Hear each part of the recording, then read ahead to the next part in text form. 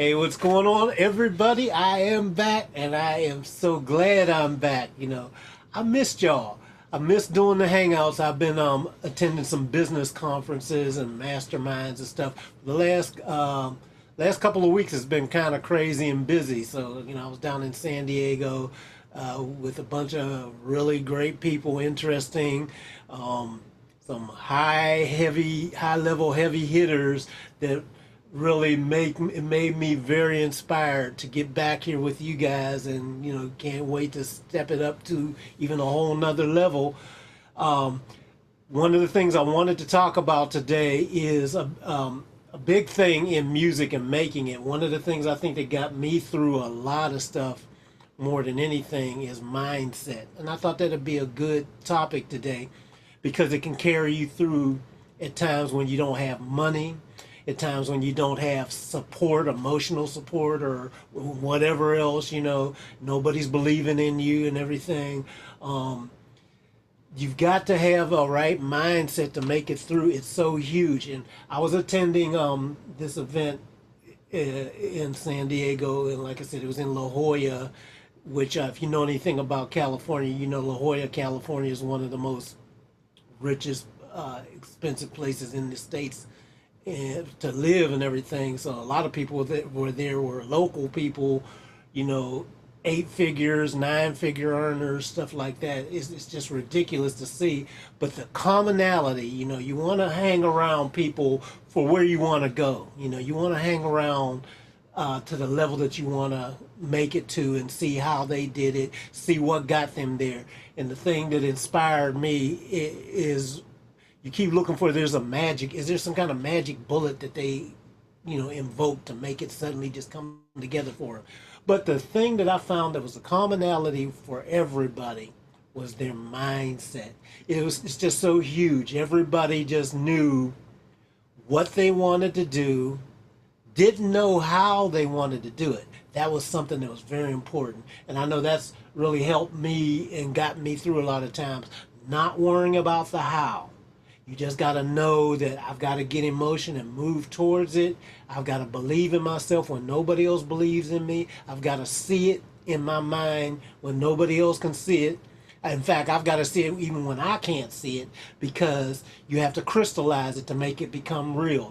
Intangible can definitely become tangible, but you imagine it first in your mind and then you make it real. Everything that we have in our world that exists today started from somebody having a spark in their mind that, I wonder if I can, or if I try this, or what will happen if. So important. I tell my story, for example, of me just imagining wanting to work with, when I'm growing up and wanting to work with, Prince and Michael Jackson and people like this. And it started in my mind, and I'm 3,000 miles away and never would think it could actually happen, but it started as an idea. And some kind of way, when I took that step to catch a bus and drive right across the country 3,000 miles to get here, then suddenly things start becoming real. That's the same thing that all these folks said. Many of them started out with no money or very little money. Nobody would help them. Nobody would even loan them stuff, and they found creative ways to make things. So I really want to talk about mindset. By the way, this is something, those of you know, I got my Music Mixing Success Boot Camp coming up. We're going to be doing it virtually this year. And I'm doing it with a little twist now to do it differently, because for the last few years that I've been doing this, I've been doing it in a way where, I've been calling in high level engineers, people that have won Grammys and, or got multi-platinum records and things like that, years and years of experience.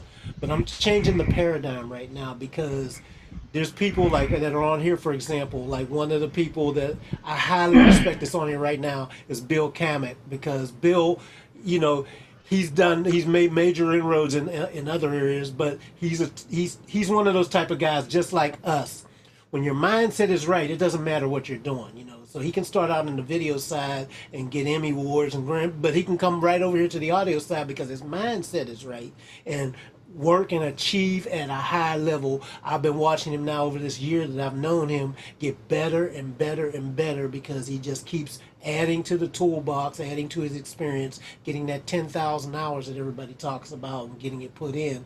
But more importantly, his mindset is right to visualize where he's trying to go and what he's trying to do and move toward it, not being static, you know. This is the most important thing that I saw.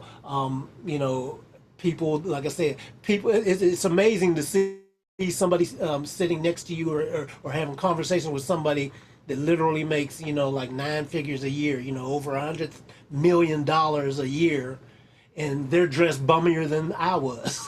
You know, it amazed me. You would never know some of the people you're sitting next to in environments like that. They're just ordinary. They ain't walking around like, oh, look at me. I'm, you know, ordinary, cool. And really what I found too is the higher up that they were, the more successful that they were, in most cases, the nicer they were.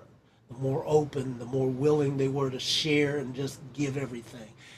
You know, the other people that were trying to prove, don't you know who I am? You know, they weren't quite doing it, but they was tripping a bit. And then when you dig into it, it's like, okay, they're not, you know, they're trying to front on who they are and everything. So our mindset is huge. I know it's been a big, important thing for me. You know, I'm always working on gratitude. Gratitude is huge in my heart because, like I always tell you guys, you know, it wasn't none of this from me being this brilliant engineer. You know, I think because I have a high work ethic, I've got a decent amount of talent that God has blessed me with. But more importantly, I'm grateful for when I get in these opportunities. I keep my eyes and ears and my heart open, and I literally, really just want to do good. You know, I just want to be better and pass it on. You know, and that's kind of how everybody is. You know. You see somebody like Bill. Bill's constantly passing on things, you know, posting videos, you know, posting links to websites of new tools and everything, things he's tried or come across or he heard about or saw. You know, this is a spirit of giving. So huge. And so this is why I'm doing my boot camp a little differently this year. I want it to be actually more about y'all. I'm going to have a few high-end people sprinkled in. But I actually want to highlight and showcase this is your time. And I want people to see what you're doing and get you more involved in this. You know, I can't wait to see what Bill's going, because we've had him come in like in the Hangouts here, and he'll show you a thing here or there, but I'm giving him a whole slot to just kind of do his thing and show you his process, because through doing that, we're all going to learn.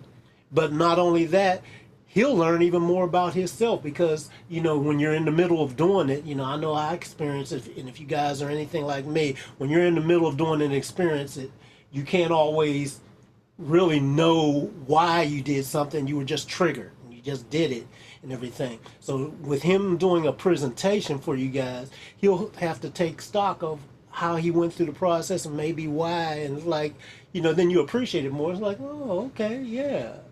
I'm glad I thought of that. You know, I'm glad I went there, you know.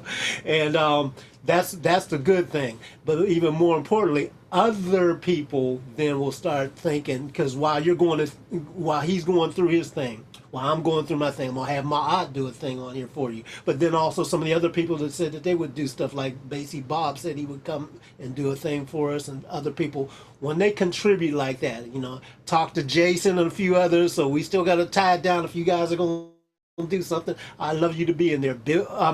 Joseph, and we got Vladi on here, and we got not Vladi, we got Mitchell on here, and some other people that have been regulars in here. Everybody has something from a whole different vantage point. And I really feel that regardless of whether you who are watching us out here know any of us, that doesn't matter. What you will know is that we all are on that same like-mindedness, where the heart, the mindset, and the playing field has been leveled for anybody out there. So it doesn't matter whether you have any awards. It doesn't even matter whether you have a record deal. It doesn't even matter whether you have any clients, really. If you're doing the right things, all that stuff will come. It'll come to you. So I think the greatest gift that I can give to you when I do this Music Mixing Success Boot Camp is to showcase people that are on that same path, so that it helps us all continue to get better and up level and do that upward spiral that just keeps going up and up and up. So anyway, with that being said, I said enough. We got a bunch of folks on here. Everybody, I missed y'all. I'm back. So hey, what's going on, folks? Yell at everybody and say hi.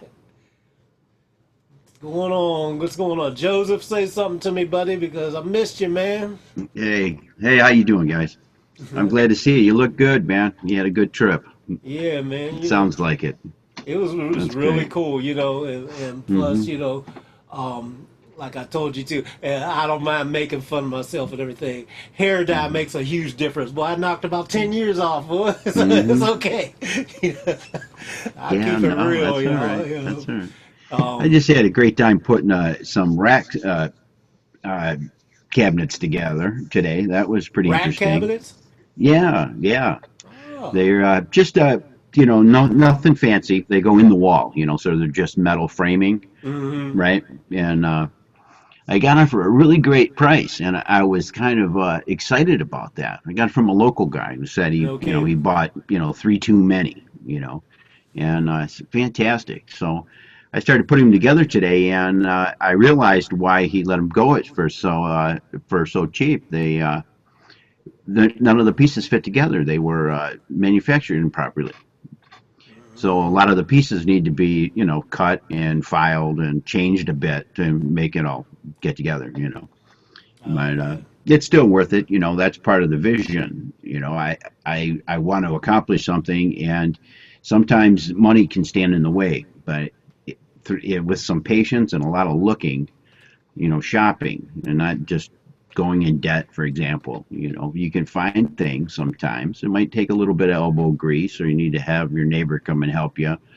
But before the end of tomorrow, I'm going to have three nice sets of racks set up, and I paid one third the price Mm. because I want to have them. They got to be there. They're not going to all be full yet, but Uh, that's part of the vision. The space has got to be there for it to be occupied. Does that make yeah, sense? right, right. Yeah, you got Well, it. you know what's Right. interesting too? It's like and I like that because see, you're going when everybody else is going left, you're going right because it's like I used to have racks and racks of stuff, and I got rid of all my hardware racks. Because we got everything in the box now.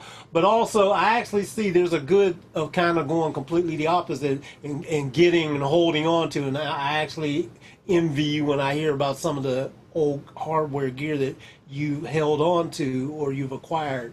It's Mhm. always one of those things. Oh, should I get rid of it? Should I keep it? Should I get a new one? I'm like always going through that battle, man. Yeah, that's there are a lot of guys recycle their stuff, and I think that's great.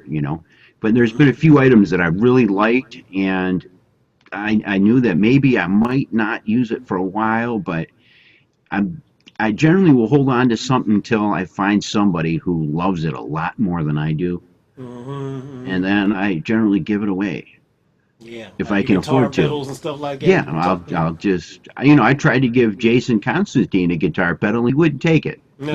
He said Well, I'd regret it.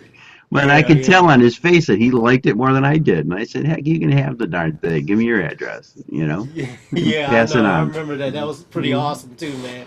But at the Hmm. same time, it was very awesome for him to say. I mean, because later on, you'll probably be like, man, I wish I had still had that. Yeah. Well, my guitar playing days are, they're not over. I play for my own enjoyment, but I'm not, I have more, I get a lot more fulfillment out of helping somebody else's vision and dream Oh, we lost come your audio. together. Oh, I oh, think did we lose wonderful. his audio, guys? Check it. Oh, okay. Check my Yeah. check. All Okay. right. Yeah, we're good. Yeah, I do. I get a lot more satisfaction out of helping other folks. My hands are getting slower. I can't shred anymore. Heck, I Mm. can't even come close to playing like Jason Constantine plays. Yeah. Yeah. And Exactly. I still like it. I can still hit the box, a little BB King or something, but I'd rather help somebody else build their dream. That's more of what I was put here for. I feel comfortable in that position. Yeah. Yeah, yeah, that Yeah. that makes sense. I know exactly how you feel. I'm the same way too. Hmm. I still kick myself. I got my guitar sitting over there, and I grab it for a while, but then I get frustrated, man. I'm just like, yeah, and you want to like just kind of give away the stuff, but I'm at this point now. But at some point, I gotta keep something for myself to root and ground myself back to where I started from. You Yeah, know. But it is, absolutely. yeah. You're like, yeah, it's never gonna be the same. You're imagining that like when we used to just go all over the place. It's like Mhm. I can't even think about doing it like that anymore. But there's somebody else coming up. Well, I can meditate that, You can meditate it. That's the and best it way. it comes out wonderful, But when I Yeah, physically yeah, try it, it yeah. doesn't work. The idea is definitely Mhm. better than the reality for sure. Yeah, We got some new absolutely. folks on here too. Yeah, It let's looks like pass we it got on. Chris and Hagai, I guess it is. And why don't one of you guys say something on here? Hmm. Chris and Hagai, is that how? Am I Hey, saying it? nice to meet you. Chris, what's up, man? Chris Marr. Yeah, yeah, yeah. How's it going? We're doing all right, man. How about you? Where you coming in from, and tell us a little bit about who you are, what you do, and introduce yourself to the folks in the audience out there Cool. that's watching. Well, I'm Chris. I'm hailing from Scotland in the UK. Oh, cool. I'm 20 years old. I've been engineering for a couple of years, so mainly doing live work, but I'm trying to branch into the studio side of things now. And you're a musician? Yeah, yeah. I grew up in a musical household, so I started off as a musician and then kind of progressed into just I went to college to study audio engineering and just kind of fell in love with it more than I did playing music. Ah, So interesting. it was kind of a happy accident. Um, and tell us a little bit about what you do, as far as are you producing anybody? You a songwriter, doing yourself? You learn in the process of learning. Where are you at in your journey? I'd probably say I'm very much in the process of learning. As I said, I went down the live route, and so I've just been learning how to be a live sound engineer, doing various gigs in Scotland, uh, as well as working as a roadie. That's my other job. That brings in some money. Oh, Uh, roadie, yeah, okay, yeah. yeah. Who Start are at the you working bottom with? and just Any known bands or local band or what? yeah, like bits and pieces. I was working with Beck over the summer at a couple of festivals. Uh, I don't know, just all these weird varieties of big bands and small bands. It's quite nice. Yep, yep, yep. Well, welcome, man. It's great having you on here and everything. What's the weather like over there in Scotland? It's pretty wet and rainy. The sun's away. Getting cold? Yeah, surprisingly, winter's coming early this year. Oh yeah, yeah. uh, That's good for definitely. musicians though. Keeps you inside in the studio, keeps you in the Yeah, lab. exactly. No one likes to play music live in the rain. Yeah, yeah, yeah. Cool, cool. All right, my buddy. Well, this is kind of just an open forum where we're hanging out with each other. Today we're talking about the mindset to succeed. What does it take? All these people that have broken through and had major, massive breakthroughs. We're not just talking about breaking through enough to get a gig or here or there. I'm, when I'm thinking about all this, I'm talking about from the point of having massive success. At a time when I could barely play, I imagined that I could play as good as Jimi Hendrix. Now, that was my first thing, is starting out as a guitar player. I wanted to be the next Jimi Hendrix. Now reality check came in, and I figured, okay, that ain't gonna happen. And when I got out here to LA and saw the real guys, and there's hundreds of them literally, and the top of the top guys, it's like, well, forget about it unless you're gonna completely give up everything and jump in like they did. And so it's one of those things. The mindset. Let's talk about striving towards being the very, very, very, very best of what you want to be. You know, You don't have to be any more than that, but of what you want to be and what you see for yourself. Don't be mundane and average about it. Just this is what I'm talking about here. I want us all to talk about that and maybe even share some stories of what kicked it off. I told you guys some of the stuff of what kicked me off, and even now what still does it. That's what we're talking about today. I think it's so important because I think it's way more important than you learning what buying a video course or tutorials or books and magazine subscriptions. I think more than that, if you invest in that mindset, that'll take you anywhere. Like I said, I use Bill as a great example because why I love him is that he started from a whole completely different industry and then came in here, and now he's having success and making great grand leaps. And he started in something that was completely different than this. So it shows you it's the mindset. It has nothing to do with you being this great songwriter, great musician, great engineer, great producer, or whatever. You've got to have a great mindset, and it doesn't matter what you do. Because once you jump in, you're not going to have to do it when you've got that mindset. If I could not engineer to this day, if I had to stop doing any of the things within music or whatever, I still know whatever. Once I got over being pissed off and heartbroken that I couldn't do it anymore, I go on to okay, what's next? How can I up my game to go to that next level and do it at the highest level that's right for me? So important, man. And let's go to how do you say your name? Is it Hagai or I don't know if I'm pronouncing it right or on the right syllable or what accent. Yeah, it's Hagai, and I'm from India, Delhi, Cool. New Delhi, India, What part of India? and New Delhi. New Delhi. Okay, cool.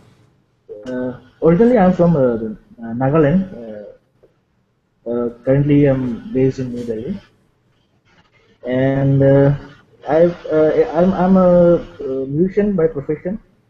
And 4 years ago, I came in when I was doing my band's EP.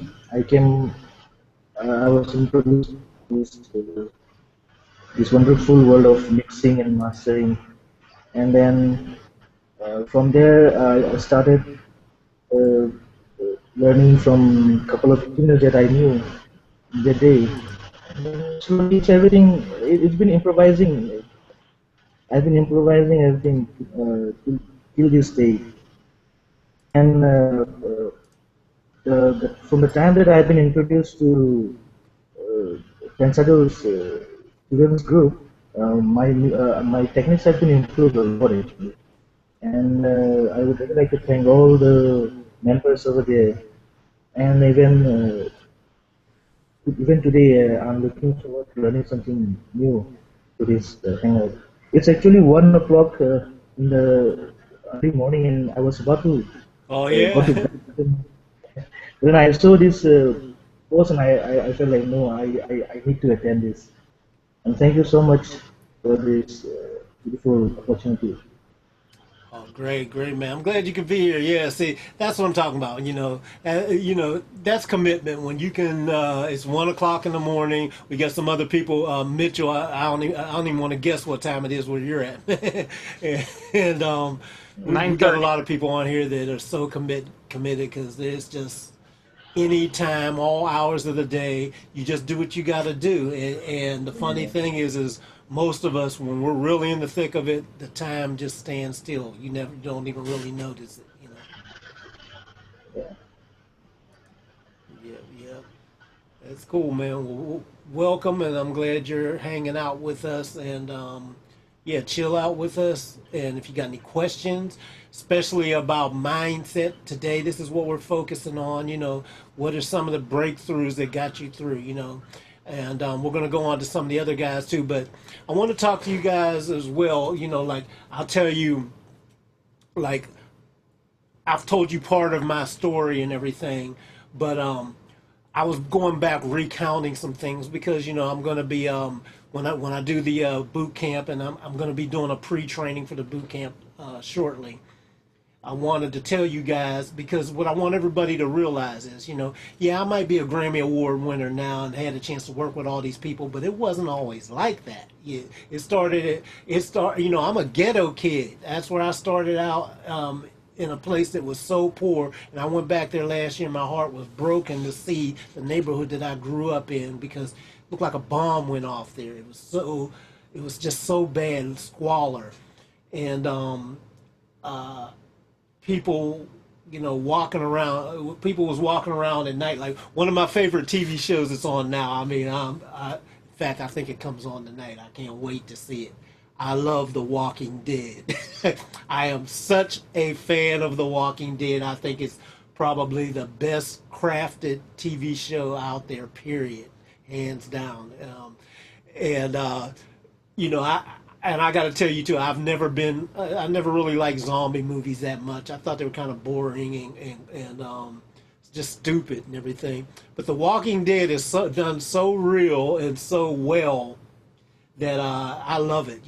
Just for the craftsmanship. I mean, I'm glued to it every week, and I started out getting into a marathon. But anyway, that's another thing. When I walk through through my old neighborhood where I grew up, went to elementary school and junior high and high school and things like that, I was just heartbroken, because at night I was walking through there and it looked like The Walking Dead. Crack addicts, crackheads walking through the streets like zombies and zipping in and out between cars and stuff like that, and it was really, it's just heartbreaking to me. But then I just realized, and I always say they got this saying, there but for the grace of God go I. I easily could have been just caught up in part of that. So what got me through that, first of all, was being blessed by God. Secondly, God gave me the greatest mother in the world to get me the different mindset, because even though we had to grow up there, she was a single parent.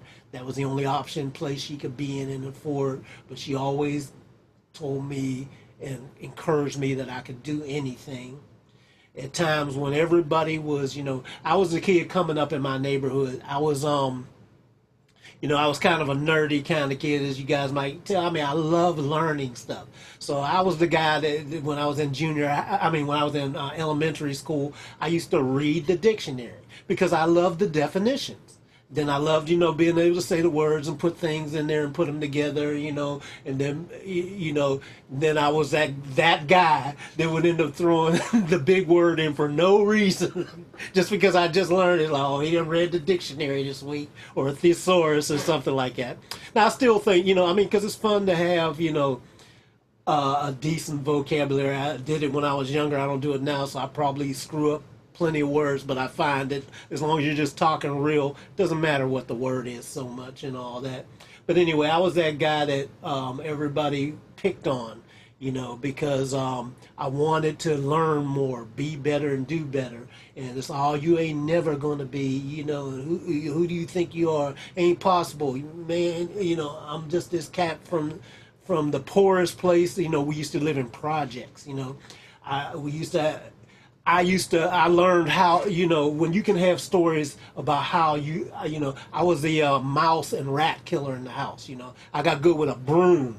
So, when mice and rats came to, bam, I was like Obi-Wan Kenobi with the Jedi swords and stuff like that.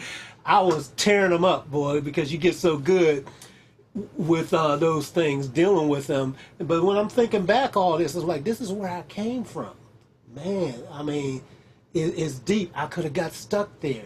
I went back, and a few people were stuck there still that I grew up with, that they're all old and toothless and just jacked up, no hope in the old neighborhood. So it's mindset, people. Mindset. I can't tell you how much you've got to believe in yourself. There's self-esteem. You've got to esteem yourself if nobody else will. I can't pass that one on enough. Because forget about anything, any door that I've gotten into. I wouldn't have gotten into it if my mind wasn't right, if my spirit wasn't right, Everything, I ended up working on We Are the World, and I wasn't originally assigned to it. I was not assigned. I was the newest engineer in Lionshare Studios. I was only working there. I'd been there less than a year, 6 to 8 months maybe, I think I was. Then I get called in on this because my mindset was right, that the head people that were in on that saw me busting my ass no matter what I did. So even when I wasn't assigned on that and everything, they're like, I want him. I want him to come in on this, because they knew they could trust me. They knew I was going to bust my ass and do extra. They weren't going to have to hover over me and say, Khaliq, do this, Khaliq can do that. Khaliq was ahead of the game on it. You know, my mindset was right. I didn't recognize that then, but when I'm looking back now, that's the only reason why I got on there. I was not qualified as an engineer to be on that, but I was qualified enough because I had taught myself spending the extra hours in there. So Humberto was like, I want Khaliq to be in there, and then these guys trusted me, you know, so I'm a guy in there with the biggest project in the history of the world at that particular time, and I'm responsible for, you know, recording stuff in, blending stuff in, doing overdubs, doing edits, actually chopping up master tapes and all these kind of things that they would never trust a new guy. So when I look at stuff like this, I'm like, wow, you know, I had nothing to do with it. I was just blessed to have the right mindset. You know, when I got called in to do all these other things, you know, beyond that with these other things, is because somebody said, okay, Khaliq might not be the most experienced. He might not have the most credits. He might not have the most time put in, you know, but we can feel comfortable and safe with him in the room. When Michael Jackson passed away, a lot of people don't know this, and I you know, but when I got called to work on the This Is It, the sound, not the sound movie soundtrack, but the song, the theme song of This Is It. So I got called in right after he passed to start, you know, trying to help get that process going and working on that song.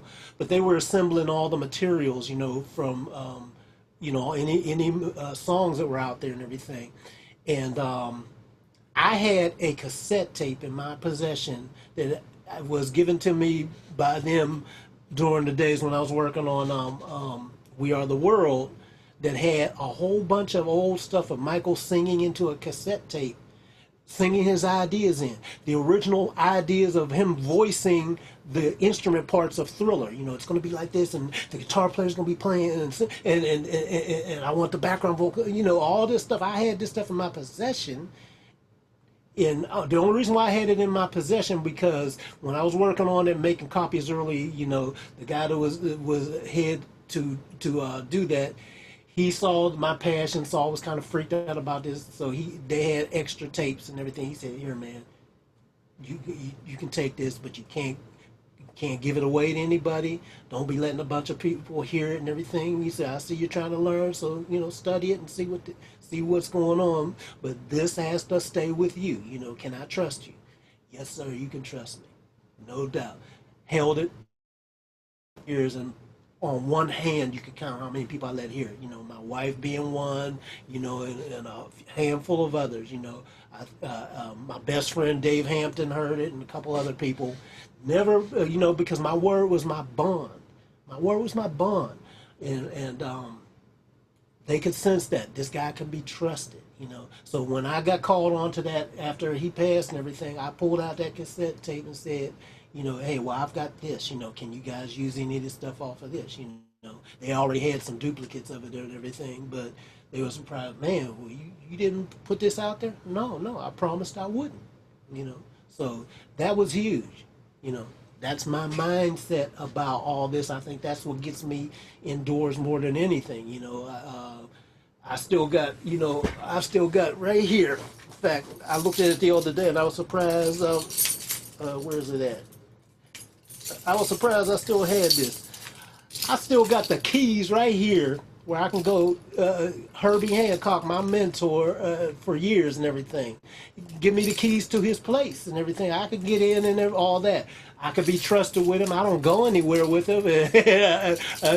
Herbie still knows right now. So if he sees this, I feel totally okay with saying I still got the keys. I just happened to forget that I had them. You know, you ain't got to worry about me going into his place or anything like that. You know, Dave Hampton is the same way too. People give him full access, come and go in and out, because the guy can be trusted. You know, the guy's mindset is right to get the job done. If we need you, we can trust you to do it and get it done. So that's going to get you in more doors, more than any amount of plugins you learn, more than any amount of books you read, any amount of educational courses that you take, or universities that you attend, or anything like that. You know, very important, guys. Anyway, I'm gonna get off of that one because it's just really, it really made me reflect about my journey and what was the biggest thing. And it was not so much about my skill set. My skill sets, I keep adding to that, so that's important. I'm not diminishing. You got to have the skills to be able to be in there. But more importantly than the skills, you know, because there was times when I got on and did some stuff and screwed up. There were times where I got called in for something and they said, "Do you know how to do this?" And I'm like, I'll say, "Yeah, I can do it," you know, and didn't really know how to do it, to be honest with you, because that was something that one of my other mentors said. You know, it's like, learn to say yes, and then learn what it takes to get it done, because you know these kind of opportunities are meant to stretch you, and you may not ever get that kind of opportunity again. You know, now don't ever, you know, lie and say, you know, say mislead to the point where you can't do it. It's like, well, if you really have no clue and it's something very critical where you know coming in you'll mess somebody else, that's part of the trust factor too, is then you got to admit that no, I really can't do that one. But if it's something that you feel like you can do, if you just simply do a little research and check out what it takes to make it come together and get it together, go ahead and do it. You know, I mentioned that about sessions. I've done, you know, several string sessions, but there's guys that do that day after day after day. That's all they do, and they're masters and everything. If you don't do that kind of stuff all the time, it's very easy to forget what you know and what you did. So when I get called for something like that, I knew it took, you know, having to read music to be able to follow the charts and stuff like that.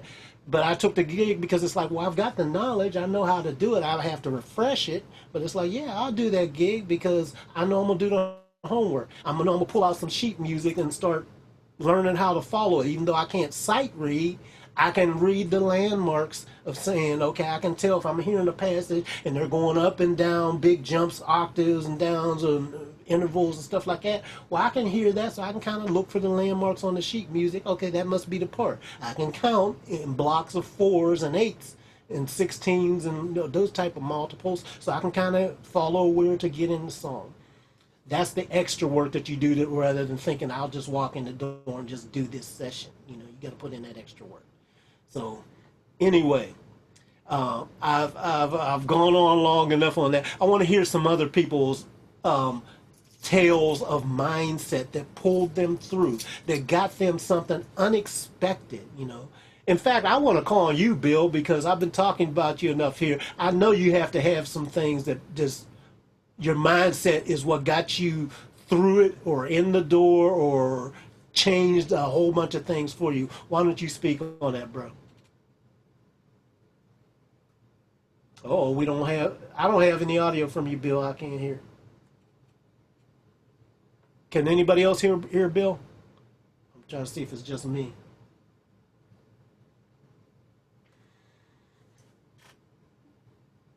Bill, All right, how about now? okay, we got you now. Got you Cool. now, Bill. Sorry about that. I was still in studio mode setup for the Logic stuff.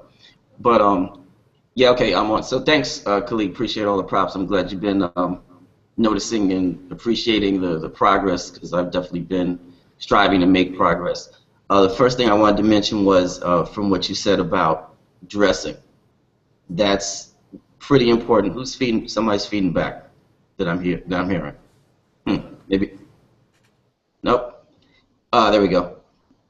But now I can't hear you at all. Can we hear you, Khaliq? That must have been my mic. I'm playing it through a speaker now. I'm gonna mute. Oh, gotcha. Okay, cool. Yeah. So the first thing I wanted to say was about dressing, like you said. I went to elementary school with a lot of rich kids, and you know, their pops would walk in, and you'd swear the guy didn't have a job at all.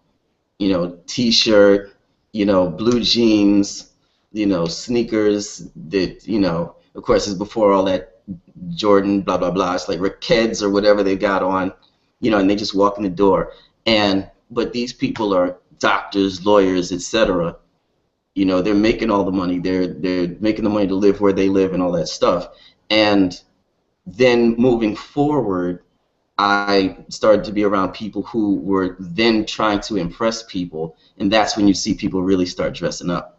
And the funny part about that is that they would spend so much money getting dressed up that was money they didn't have as disposable income.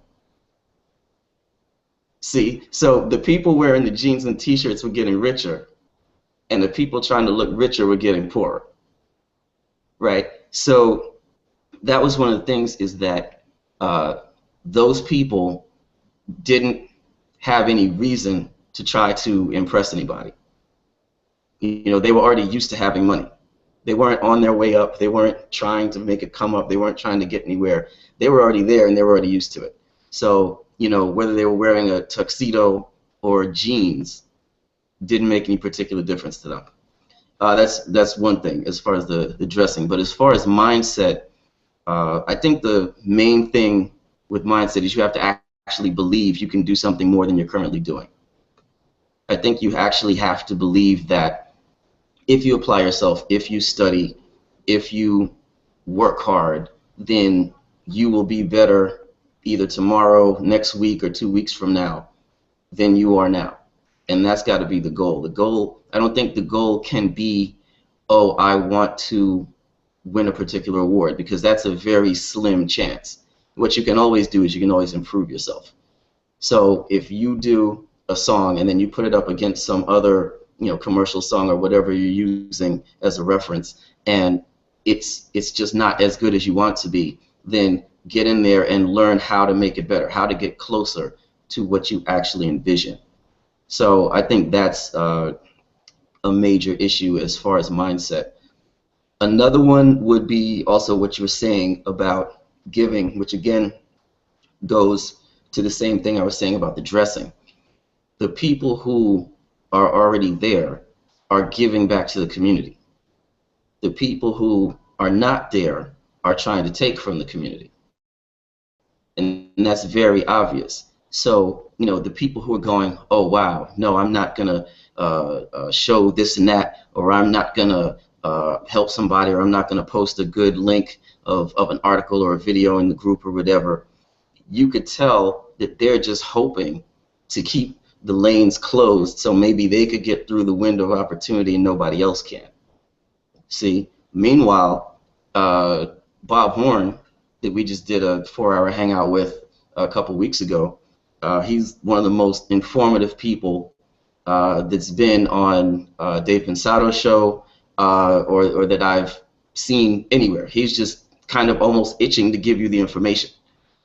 So, like something very simple that he mentioned, which was using a thin-Q peak filter on you know, around 50 hertz to boost lows. Something that simple.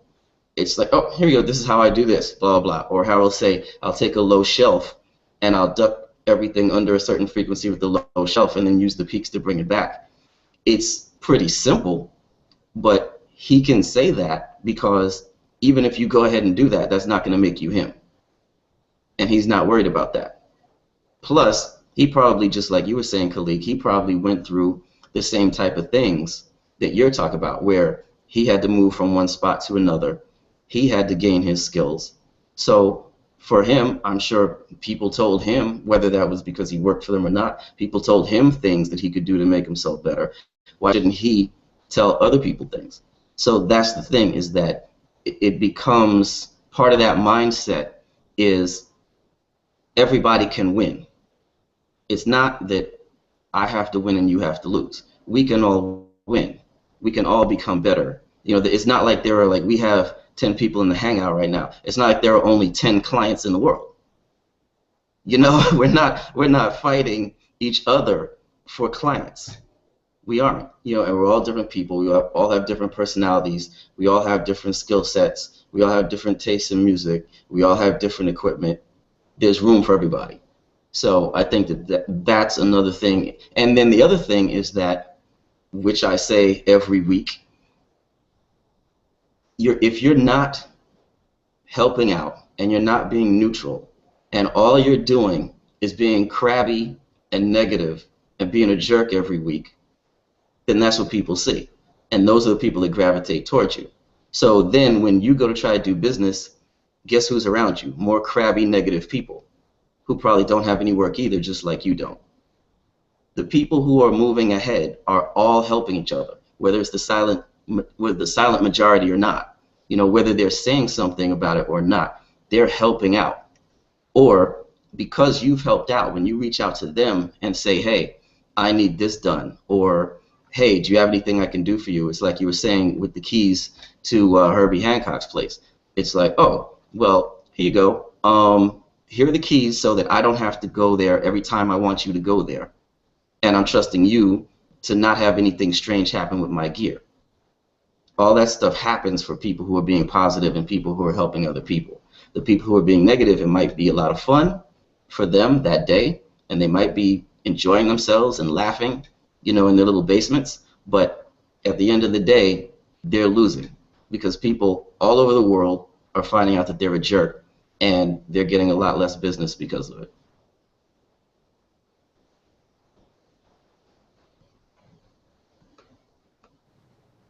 Yo, man. Amen. Amen, Bill. Let me mute you real quick so I don't feedback. Yeah, that's pretty serious stuff, man.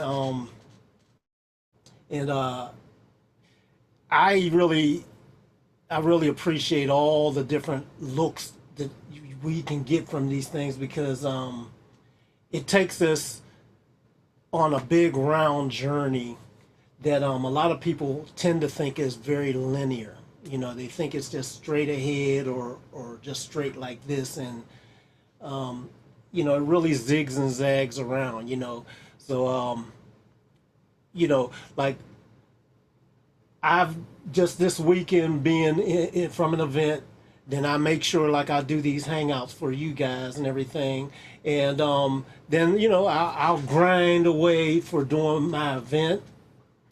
I will do learning in another area. I'll watch and attend some other things. I'll have people come on here, and we all got to recognize that the journey goes in a lot of different directions at a lot of different times in the right place at the right time, you know.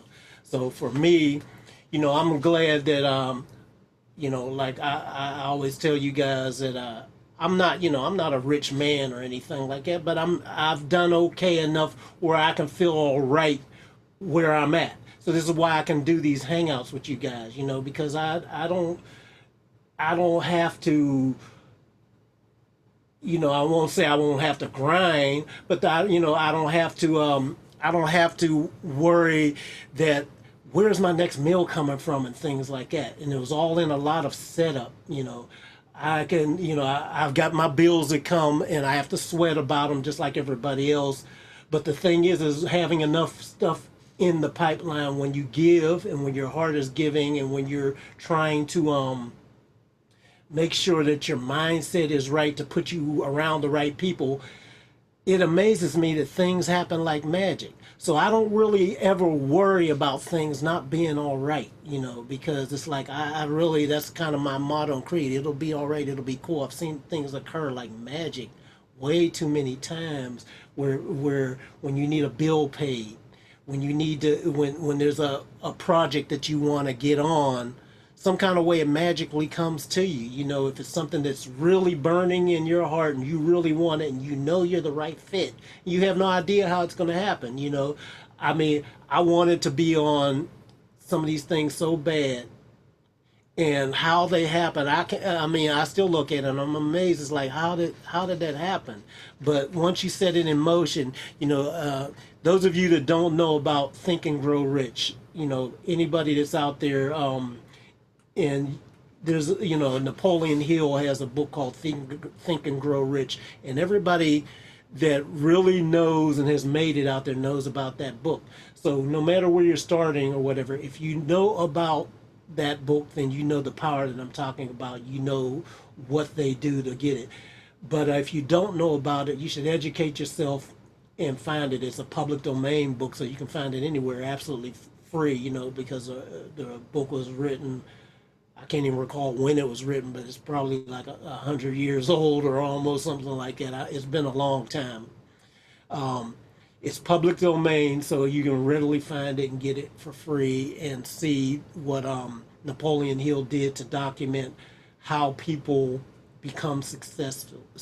Become successful. He was commissioned by Andrew Carnegie to just go out and specifically do that. That was his job, and he found all these commonalities. So the definite of purpose and and just things like that, really, masterminding with people like this. This is why I say I went to the event this weekend, because that's my mastermind. I get around a bunch of other people that are way, way farther ahead than I am, and they contribute in a way that I could never do myself, trying to think about it with my own little mind, and my own little resources. It's going to be way too limited.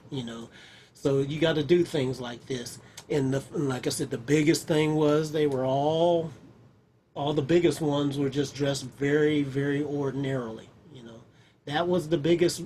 That's always the biggest revelation to me, is like they're all very, very ordinary, unless they're maybe presenting or something like that.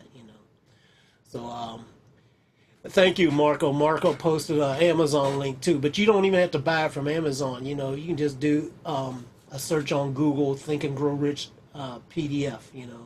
And a bunch of stuff will come up. So because there's a lot of people that have redone it, but it's basically the same thing. Because it's public domain, anybody can pretty much kind of make it into their own little thing these days. So if you want to just get something for free, you can just do a search and find it. It's very, very valuable, that whole thing, and there's a lot of other principles in there that I think will help anybody get there. I didn't know that I was naturally following any of these things, but when I look back, like I said, and take stock, I'm like, okay, that's what it is, And most of the time, you're not the most, I'm not the most brilliant person out there. I'll never claim to be the best engineer and stuff like that. I didn't even go to school for this. All my training was on the job, learning the real world and everything. But I got in a lot of great doors and on a lot of great projects because you attract the right people. Usually they're a lot smarter than you. Usually they can do it a lot better than you. And the smartest people, do you guys think that Bill Gates sat down and wrote the code to, Windows and all that stuff? He found a guy that had it and he bought it, Same thing with Steve Jobs and everything. He was one, these guys could do some stuff, but their smartest thing was they surrounded themselves with people who were smarter than them in a specific area and utilized their skills to get something together. They were great at what do they call it? It starts with a C. I can't think of the word now, but they basically get everybody together for this one goal that they're trying to do, and different people handle different things, and they put it together, and then they make the one thing that they need to make it happen. Things like Apple changing the world with, they introduced the mouse, and the mouse already existed, but nobody saw how it could be actually used with the computer to just change and revolutionize how we compute these days. Now, that's the way it goes. Things like MP3 players, existed before the iPod came, but it's just about somebody that had something there, nobody could see the vision. These other people, smarter things and other people existing, that if you're smart enough to just stand back and recognize, hey, I need to hook up with that cat or that person and work it out, it can go some amazing places. So that's one thing that I'll say, like Dave Hampton is a master of. He's a master. I'm really surprised Dave Hampton isn't a multi-billionaire, because he has the exact mindset and the way he thinks, the people he surrounds himself with. He's very brilliant too. So we all know, you've seen Dave on, he's very brilliant, but his brilliance, of me knowing him for 30 plus years now, I've seen it from all angles, and it's not just in music. You know, it's in life. That's what I said. It's a life thing. You know, his mindset. So it goes down to his kids. It goes down to dealing with the school board. Goes down to you know, him being called to by the tennis organization, for example. You know, when he used to play. It's just across the board. So that mindset just carries you and opens up doors. But the main thing with a guy like him is he calls all the most brilliant people in the world to hook up with him and partner with him, joint venture with him, mastermind with him, and then you come up with something way more powerful than you could ever do yourself. You know, I learned from that from a guy like him because that's my weakness. I have a hard time giving it up sometimes, you know, because as far as releasing control, because I like to do it. I like learning. I like learning how to do something new. But that is my like downfall sometimes. Right now, before I got on this today, I'm up here working on my website. You know, and I'm not a webmaster. You know, I can put a website together. You know, started learning HTML. You know, Bill will crack up because I know he did the same thing too. We would talk about all that. You know, where you sit down in a text document and code it from scratch. You know, but the bottom line is that is not my strength though. I really don't need to be doing that. But I like learning it. I wanted to at least learn a little bit about it and see what was up and all that. Now the hard thing is I should hand that off and let it go, because Khaliq, you're never going to do it as good as somebody that they play at doing that. You know, it'll take me hours to get some stuff up that still looks whack when it's kind of done. You know, so that's not an easy skill. Dave is a master of. He'll just call some people in to do. He's building all these studios now. While he can build them all by hand himself, he has the skills and the knowledge. He calls some great people in that can put the stuff up together, and he maps it out, says, okay, here's what I need done, do it, and I'll come back later on. This is what I saw, the lesson I told you guys that I learned from watching Quincy Jones at work. You know, because, you know, when I was first starting and being a young engineer, everybody that I came around that were legends, I was expecting them to come in and do some massive legendary stuff. And they didn't, because that's not how it works. The best folks, you know, really hire or bring around the people that are brilliant, let them do their thing, get out of their way. That's why you called them in. Let them do their thing. But you have the final vision to know whether if it's on task or whatever. It's like, that ain't quite so. Quincy only showed me his brilliance, you know, when he walk in the room, he be gone, and all these other guys are in the room, and, you know, I'm wondering, well, he's the producer, what's he doing? You know, I thought a producer was supposed to do this because I didn't know, you know, at the time. So what I found the pattern was watching all the great producers was they call the cats in and let them do what they hired to do. Get the heck out the way, you know. But if they weren't quite what was needed, they could jump in at a moment and exactly specifically course correct the ship. I didn't know at that time that that's what the brilliance was, you know. So I thought that you had to be in their hands on, always doing something showing, and that's what makes a great producer. You know, when I first started learning how to engineer, I thought looking like I was engineering was being an engineer, you know, to always turning EQs, you know, plugging stuff in, you know, adjusting, you know, looking at all this, you know, it's crazy now. Then when I look at a guy like Al Schmidt, who has won, 27 or more Grammys or whatever, and watch him. No, I think Quincy has 27. I think Al has like 22 or something like that. Slightly less, but still, the bottom line is that's no easy feat to accomplish. But when I used to watch him when I was first starting, because his son was actually one of the first engineers that taught me. His son, Steve Schmidt, was like one of the guys to teach me the ropes and everything. So I got the chance to see Al come in every now and work in the studio and hang out and watch. And I was expecting to see all this stuff, but any of you guys know that he's such a master at this point now, he hardly has to do anything. People are amazed that when he's mixing and stuff like that, he hardly does any kind of processing, EQing, compression. It hardly does anything. His stuff sounds amazing, full, rich, powerful. Is why, I mean, you know, this is why, because he learned what it took. His experts that he calls in is he knows him and Bruce Sweeting and all the masters out there that we've come to know as being legendary. The expert that they come in and call in for the session now is the right microphone, the right piece of hardware gear to plug in, the right combinations. Guys do it. It looks effortless, but really it takes lots of years of experience, lots of listening and trying things to master that.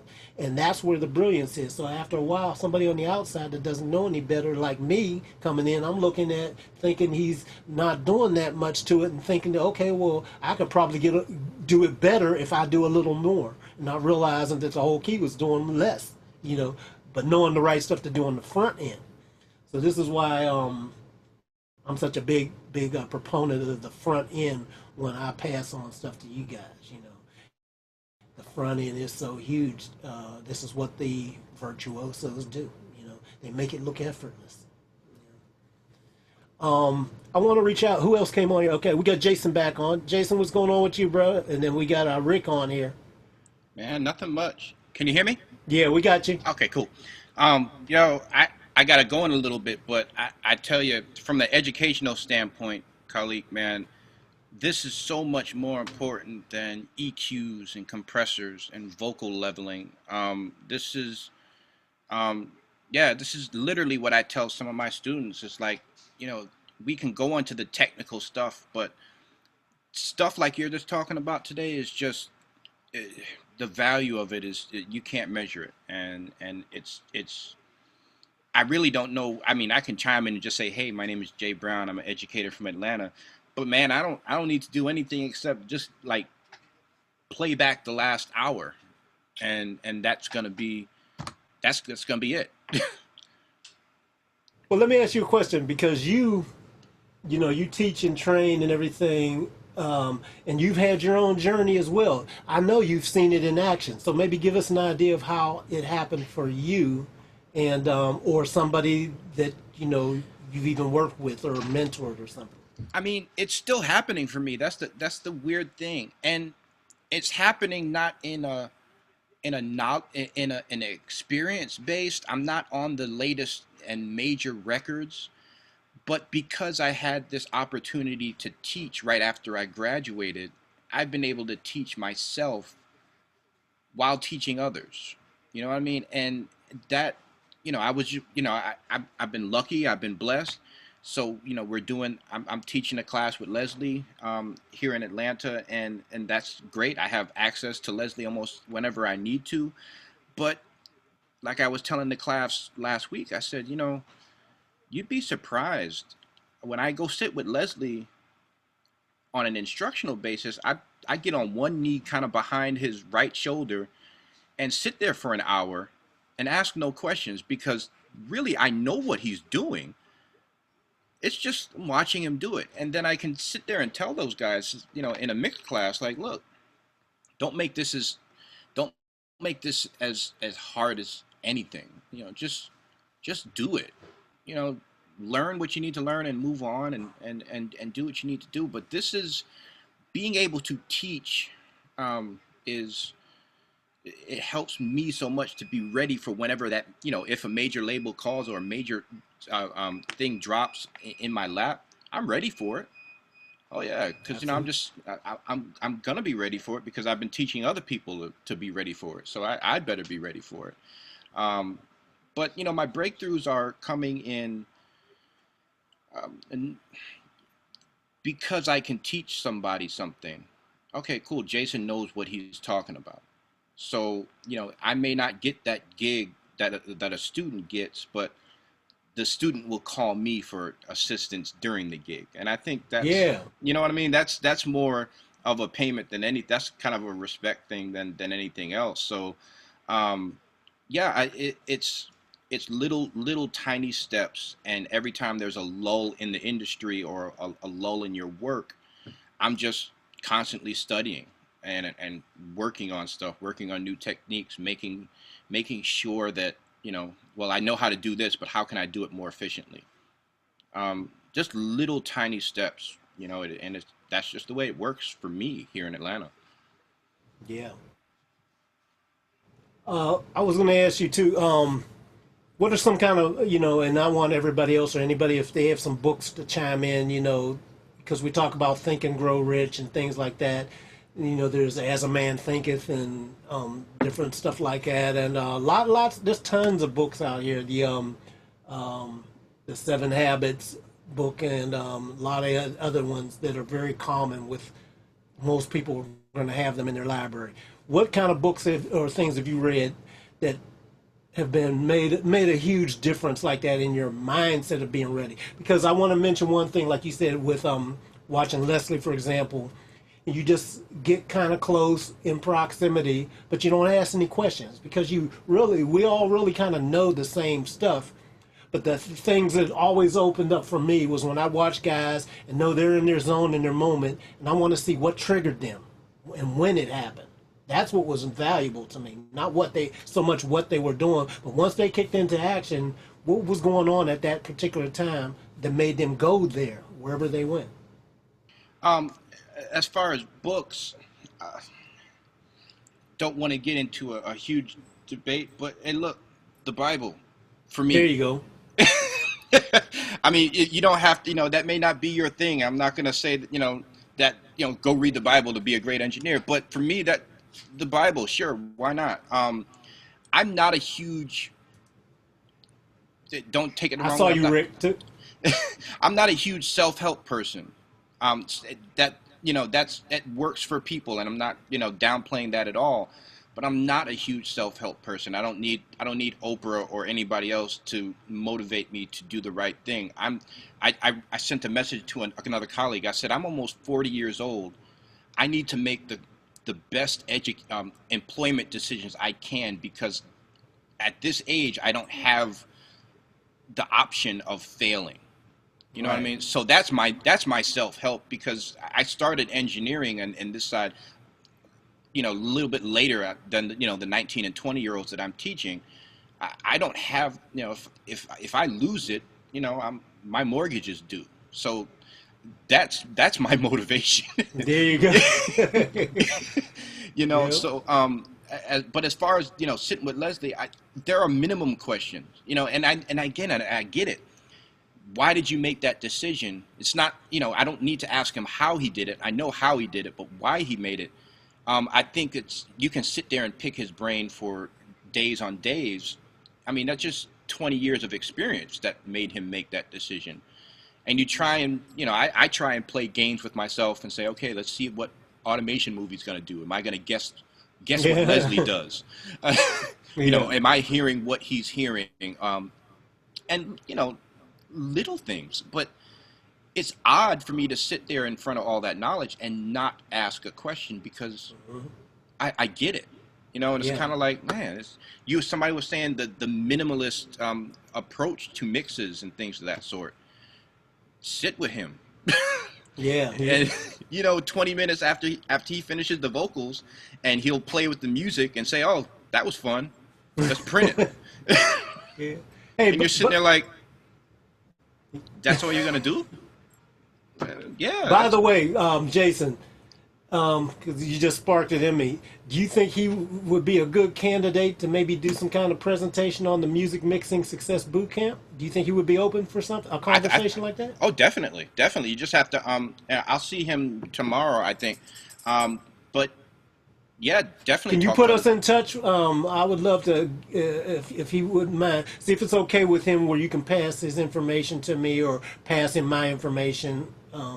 Sure. And I would love to talk with him because he's another one that's been around a long time and working at a high end, high level, and it's not. I really feel that knowing a guy's mind more so than the techniques. The techniques are great. We can get all the techniques, but we get tons of techniques from the best out here and everything. But the differentiating factor is the mind. And this is a guy that can figure out. So I think if you stripped everything away, he would make it work still. And it'd be brilliant, because that's what they do. These kind of guys, this is what they do. Yeah, it's almost my that the 3 or 4 months that I've been with him has been like, oh, okay, there we go. I get it now, and now it's just a matter of working. Yeah, just working on my own stuff and just trying to get my own stuff better. That's all. Well, cool, man, cool. Yeah, this is big. Anybody else want to chime in on that? Because I think it's good. Rick, I saw you flash a book or something. What was that? It looks like 48 Laws of Power. It is Robert Greene's Oh, there you go. Yeah. Laws of Power. So, I have two books that sit on my desk at all times. They're kind of like my yin and yang. There's the Yeah, 48 Laws. back it up a little bit so everybody can see it. Yep. So this is the 48 Laws, and it's a really malicious book. It'll turn you into a terrible, terrible person. But I also, Immutable laws. yeah, but I also use the prophet on the other side to really, I think kind of weigh out the yin and yang as far as business goes, because I want, in this book that teaches you to be ruthless, and it teaches you to play off people's emotions and to be manipulative, but on the other side, the prophet teaches you to be a good, kind-hearted person and to care about things. And I always kind of relate both of them to that Hunter S. Thompson quote about the music industry, which is, I can't remember the exact quote, but it's, the music industry is a long dead hallway where good men die like dogs, and it also has an upside, or it also has a downside. So, like, I always think about that thing, and, I guess for me, coming up in the industry, I'm in a little bit of a different place. I'm located in the middle of the country. But I'm trying to do work just like everybody else is. I'm located in Omaha, but I'm trying to work out of New York and Los Angeles and places like that. And really, it comes down to sticking your neck out and not being afraid to fail. I heard recently, I can't remember which mix engineer it was, but he said, everybody's been fired. They don't like to talk about being fired, but they have been fired. And I'm going through that a lot, recently, where I'm getting a lot of big opportunities, and I feel like I'm knocking them out of the ballpark, but I'm also getting opportunities that are ending up on other people's desks, and it's one of those things where I truly believe I'm at the point in my career where perseverance is what's going to pay off.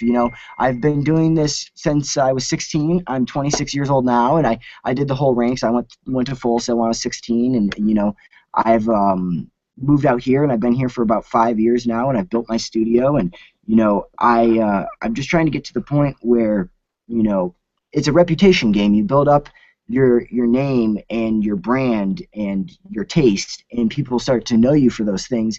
And I can see people that I used to be involved with, or not even involved with, that's the wrong word, but people that I used to really respect and, appreciate their tastes and their opinions. They run donut shops now, and they do things that are completely different that aren't the music industry. So it's one of those things where, I just try and stay really apparent.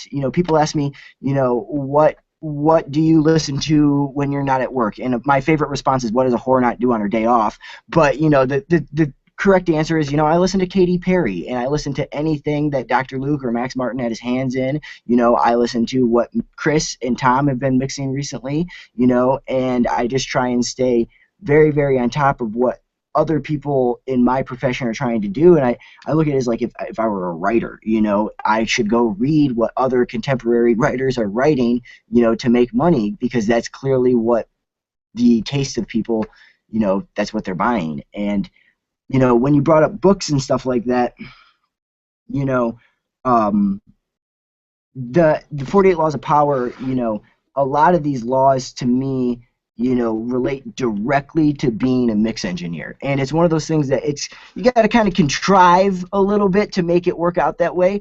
But, there's laws in here that are like, be ruthless, crush your enemies totally, and while that is an awful thing to say, sometimes that's how the industry goes. I know that there's people who have tried to stomp me out totally. So, I've picked up on that. But then there's also another law that's, assume formlessness, and I think that's a big thing. Getting, really pushed into one genre is something that I've never really tried to do. And I mix hip hop records just like I mix rock records. So, I like when you brought up books, because, I really, really appreciate this book and what it does, for me in the music industry, for what it is.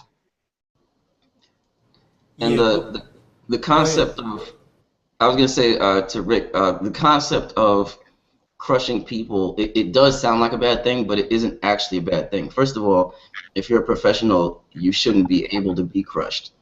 You know Nope. what I'm saying? It's like you should be able to say, okay, I came with my A game, they came with their A game, best man won. That's Yep. it. Exactly. You know Yep. what I'm saying? Whoever won pays for the bruise, and we do it again next time. But that's the thing. It's like there's a way to do that without being malicious. Like you don't wanna be the Walmart that's crushing little mom and pop shops. You don't want to do that. Yep. At the same time, which is something we were talking about before you got on, you still have to aspire to, which also seems like a negative thing. You have to aspire to other people's work. While you're going to respect what Chris mixed, next time you want to get that job instead of him. That's what we're here to do. And I can't go into specifics or anything, but I am going after people's clients like that, and I'm not. I would say that it's their lower tier clients. Okay, But I'm on a call. I'm on a call. Oh, it's definitely people, that I really respect, and I've loved their work coming up. That to share records and to share even mixes with them, to have credits where it's mixed by that person and my name because they've ended up using part of my mix in what ended up on the actual album. Like that's a really, really, really exciting thing for me, and that's where I think the perseverance comes in, because there's a lot of people who would be like, oh man, they really liked my drums but everything else just wasn't it, so they used my drums, and maybe I should just record drums, but it's like, next time I'll get that mix, and I did, with that particular engineer. So Nice, that's what's up. On a related topic, but more on the educational side, when I got involved, one of my thoughts as far as what you're talking about, it wasn't realistic. Khaliq? Was that okay? Anyway, so one of the thoughts that I Sorry, that had. was an accident. I was Okay. trying to mute somebody else, and it moved on me. Okay, no problem. So one of my thoughts, it's an unrealistic thought, but it's a necessary thought. One of my thoughts when I came in is, okay, Dave Pensado, do I aspire to mix as well as he does? Yes, I do. Does he have a 30-year head start on me? Yes, he does, right? But when I first started, I was like, okay, well, I'm going to read some stuff. I'm going to check some videos, blah, blah, blah. But then I realized that not only does Dave have, it's an unrealistic goal for me personally to catch up to and surpass Dave Pensado, period. But you have to think that way if you're going to say, I need to improve, I need to improve. So when I started thinking about it, I said, wait a minute, not only does he have a 30-year head start on me, but he's working every day. yeah. So that's when I started. I said, okay, I'm getting on Cambridge, I'm getting on Mixoff, I'm getting on Sneap Forum, I'm getting on all these different things. I'm mixing as much as I can, just so I'm not falling behind. Because you can study all you want, but if you're not applying it, you're still falling behind. That's No, true. I agree with you there on that one too, Bill. And on that point, I just want to say, I think that you're right. The whole, the time versus energy and how well you progress. Everyone wants to, tell me the whole 10,000 hours masters thing, and I've done the math. I would say that I'm pretty close to that amount of time, and I'm not anywhere near Dave or Chris, But, how I feel about it is as time progresses, as we turn in every mix, and as we get, really what I consider every time we turn in something, we get constructive criticism, whether we want to hear it or not, And I think that's a very, very powerful thing in our industry, because when you turn out, when you turn in a TCI report or whatever they talk about in that one movie, Office Space, you don't get constructive criticism in a job like that. But, ours, they'll tell you, they're like, why does the snare drum sound like the other song? So I believe that as time progresses, me and yourself, Bill, we can pass that threshold of time versus quality, and I don't know when it is, because some dudes, they just, they pop off at 20 years old and they have a hit, and then they, things kind of happen around that hit. But for, I've watched the work that you've done, and, I think that you're getting better, and, that's another thing on that whole perseverance thing, is like, if you progress and you progress consistently, almost like the Nyquist theorem of computing, where, every 18 months it gets twice as fast, I believe that, if we focus on something like that, we should be able to progress and outmix some people in the future. I think And so.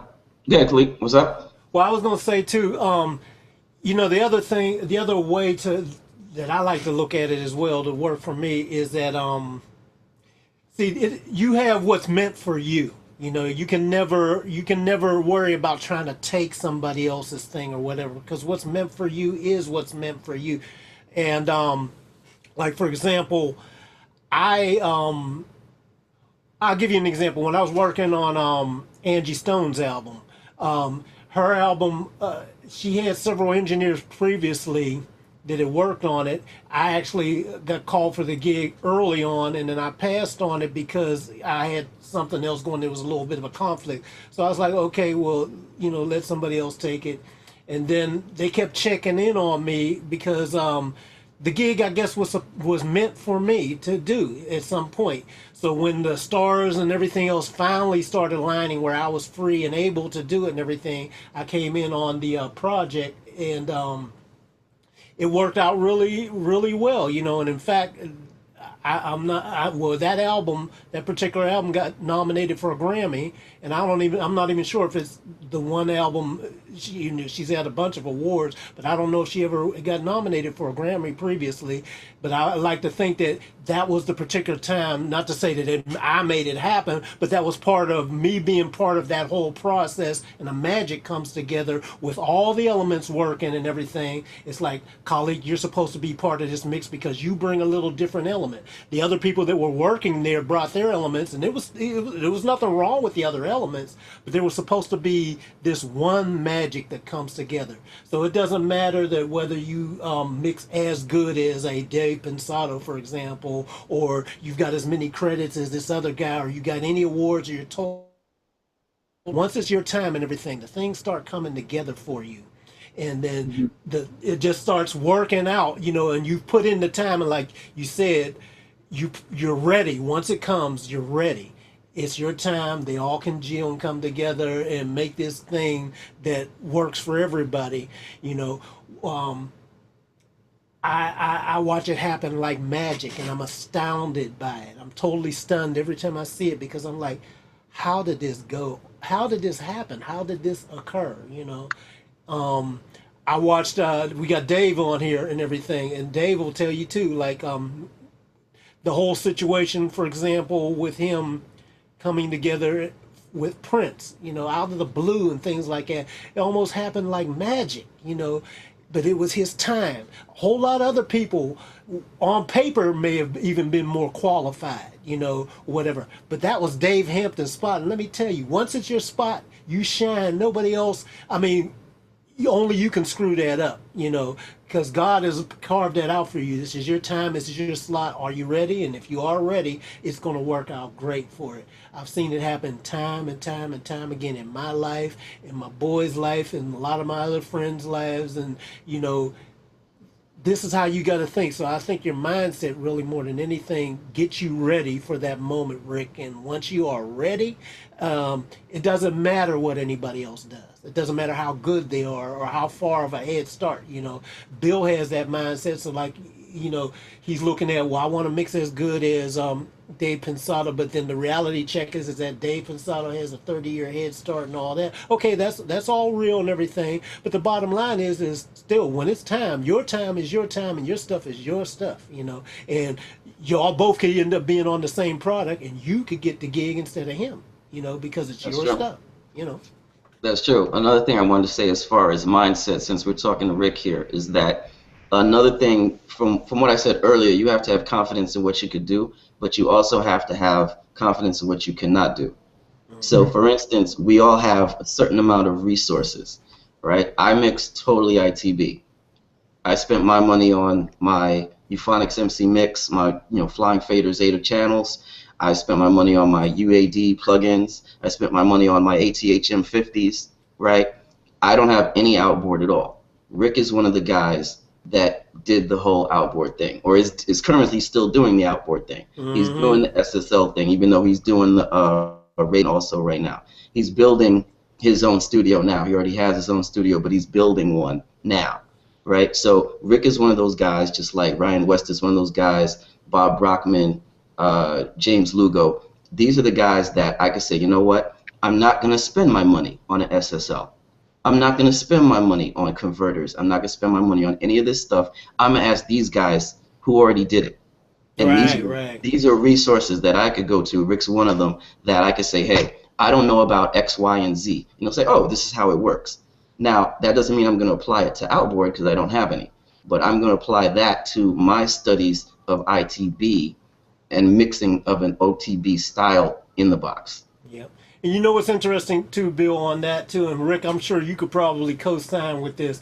There's going to be a time that's going to come up when you're going to come across a client and they're going to say, listen, I know you do this, but I want to do it this way. And but I want you. So come in and learn this way and do your thing, but you know you got to get in it. And the good thing is because you've gotten the skills, you know, the plugins and all that. These are all just tools, you know. So it's like when a carpenter says, when a carpenter is used to having all craftsman stuff and all that, but somebody walks in and says, "Oh, I got a Stanley tools, but I still need you to put together my shed or something like that." You get it done, you know, and you would have no problem. It would just be an adaptation of what you already know, because once it's for you, it is for you. No, You know, and you put in the work. you know, I want to chime in on that one. You're absolutely right. I've actually, you know, as Bill said, I've been building a new studio. So for the past year, I've actually been mixing 100% without my console. So I have 4 pieces of outboard gear that I use: a pair of Paultecs on my master bus, a Bricasti, and a Moog EQ for the bass. And you know, Ooh. I mean, if I could turn my computer around, it's actually sitting right there. But you know, that's really what I found out that I need. I mean, don't get me wrong, am I super excited to have my SSL back? Yeah, but if I get called, you know, to go and mix a record in Los Angeles tomorrow, I can get there, I can ship 1 rack, and I will be 100% fine with myself. You know, Yeah. so yeah. Plus, on that note too, the past year has been it's been a good year for experimentation. I took Bill's advice and I got the whole UAD package, and you know, I started using a lot more plugins. And you know, there's things that I found inside of the box. Me and Bill have talked at length about this, but like ML4000 from McDSP, you know, even if I were on my SSL, I wouldn't want to live without those tools, because they can help me define a sound that, you know, I'm very, very comfortable and happy with. So, you know, more power to that. On that note, though, Khaliq, I wanted to bring up something and see if you've ever had an experience quite like the one that I'm particularly in right now, which is, you know, I feel like I'm in the backside of, you know, what you said, which is that, you know, you on the Angie Stone record, you know, you were really courted. They wanted you to be involved from the beginning. It didn't line up with your time schedule, and then, you know, they kind of almost seemed like they waited for the record to come around and work with you. Where I'm on the other side of the fence, really, where I'm the first guy. You know, I'm the guy that, you know, they come to, and if I get it wrong, there are people I know for a fact who will get it right that are after me in line, you know, and that's just because of the management teams that I'm dealing with. And, you know, I'm not going to name drop anybody, but Bill knows who I'm talking about and stuff. Right. And, you know, it's one of those things, like, it's made me grow, you know, and part of my friendship, it's made me grow the fuck up, because, like, you know, I do get fired. You know, if I turn in, you know, I don't hear a second phone call. It's like it's either changes or they hired someone else. You know, so Yeah. That's exactly that's exactly what we all go through, and I totally know. I can't tell you, you know, like the last time that I was on that Pins and Needles was with the Michael Jackson project. All the engineers in the world were ready to pounce on that, and there were engineers before me that had worked on that. You know, but it wasn't coming together for whatever reason, and so there's like, okay, let's just give Khaliq a track. I had the least amount of credits, the least amount, but you know, it was something that was supposed to happen for me at that particular time. So it didn't matter that other people may have had even into the double digits of Grammys and hit platinum records. I was the right fit for that particular thing at that particular time. And when it's your time and you know you're going to do a good job, you cannot worry about who's on your heels trying to nip at your heels to get that gig. You just got to keep looking forward and pushing through to do the right thing. Be vigilant that you're not stopping short and you know, because you know in the back of your mind that if I don't get this right, of course these other people are going to be there and they should. But if I pay attention, I know I got what it takes. Let me tell you, I had a Michael Jackson poster up in here that I talk to every day. I was like, I talked to that poster. It's like, I know I'm right for this. I know I'm right for this, Mike. And I didn't know whether I was going to get the gig. You know, the first thing that I heard, you do know who you know, because I came in confident. I talked to myself and said, listen, I know I'm the right person for this. I'm going to nail it and everything. And the first reaction I got back was, psst, you do know who's in line with this. We're just kind of giving you a shot. But, you know, don't get it twisted. Who the hell you? That was the first thing I was hit with. And if I would have let's say your mindset really has to carry you through these things. Because if I would have let that go, see, Dave's over there laughing because he went through with me through the whole process. He saw it and everything. He knows what I went through. But it didn't matter. I didn't get scared. You know, they say don't get scared. I didn't get scared about it because it's like, okay, it's just a job. I got to do a job. I know in my heart I can pull this off. So I'm not going to, you know, I don't care who's back there. I don't care what kind of credits they got. This is for me. I know it in my heart. You know, I'm talking to the poster and it's talking back to me. I felt like I was talking directly to it. So it's like, you know, you go through, don't worry about it, man. You will nail this because you the first call. There was a reason why you were in there. And only you, if you let your head take you out of the game, can't nobody take your place on that, bro. So do your thing, Rick, and let us hear the results when it's done. You know what, man? I came into the call late, but I think I know what you guys are talking about. And a lot of it is what Khaliq's talking about is mindset. Like, you know, we live in a space, particularly Khaliq and myself, where the industry is designed to exclude you by playing word games like, well, what have you done? And let me see you this, and let me see you that. And always using these little games of validation, right? At the end of the day, we are all people with gear, and we know the similar amount of information. So that, you know, we're looking at the last of when you're going to be able to hit people with the BS line of what have you done? Because we're in 2014 now, and not only are we in a time when it's not that credits don't count for anything, it's that we're seeing a different thing happen now today where a lot of people used to compete and try and take your gig from you.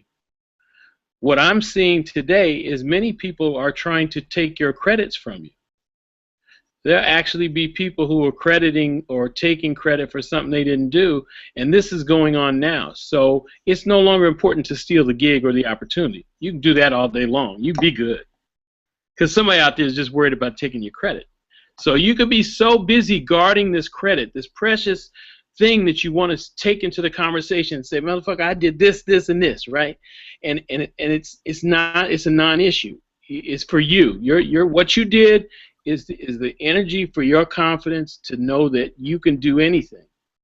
And that's how much it's good for. If you don't believe me, walk to the bank teller window and see if they'll give you something for it. They're not gonna give you something for it. Preach on it, brother. You got to get out of playing word games with people in positional politics in order to validate your position anywhere. What you are is an engineer who spent quite a bit of money for your situation, and you've got a lot of experience, and you put your money where your mouth is, and this is your career, and you love it, and you do it. Anybody you're talking to across from you is more than likely not going to be on that kind of road.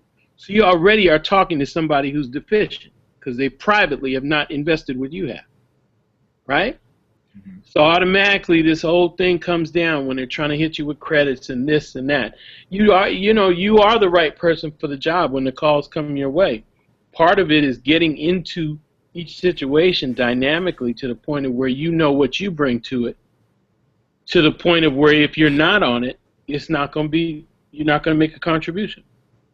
And that's where your confidence as an engineer comes, because if you work yourself and you know what you bring to something as an engineer, then you know when you touch a piece of work and you work with somebody and you get to know them, that's part of what you bring to it too, and it makes it a dynamic experience. You need dynamic experiences between creative individuals in order to have hit music and hit situations. You cannot just be a stoic, bland engineer sitting there punching things and not having personality. You have to be yourself, and you have to get to know people, and you have to get to know the point of this, what you're doing together, and if you don't get into it and get through those layers, it's not going to be an experience. It's just going to be a very antiseptic situation.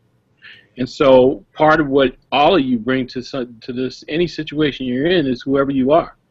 You know, if you're loud, vulgar, crude, rude, and abrasive, you might have a whole bunch of clients who are actually, that's their creative element, is loud, vulgar, crude, rude, and abrasive. And you might be the cat, right? Now, there are some people who they need the opposite or whatever. Bottom line is we all have something that makes us unique. The thing that makes us common is that we have a little bit of audio knowledge that we can apply and help creative people get their content out. So, you know, I'll be glad when we get to the day where, man, I think Dave Pensato's a great mixer. He's done great work. CLA, they're all great, man. They're all great. But you know what I also know?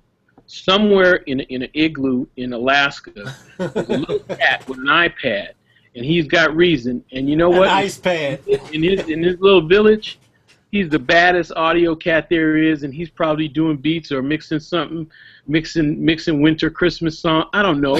But there's somebody else doing audio somewhere that's not getting the dap, because everybody thinks that the only people exist are these ones that we talk about in the magazines, and that is just not the truth.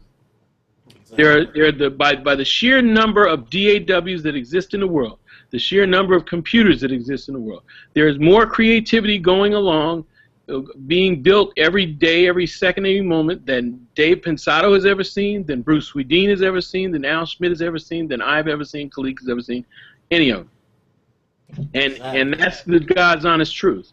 And the only fact that we have is that we have all these other instruments where you only hear of a certain number of names. So that's where I think sometimes credits and how it's been used and misused over the years has kind of dulled up the senses to the point of where people don't even realize the merit it has.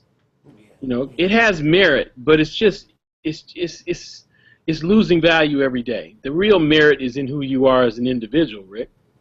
You know, you know, you got your business there in that town. I was going to ask you how you were doing with that situation where you're building your business. You got the town you moved to, and you know that whole political infrastructure you're dealing with. How is that going?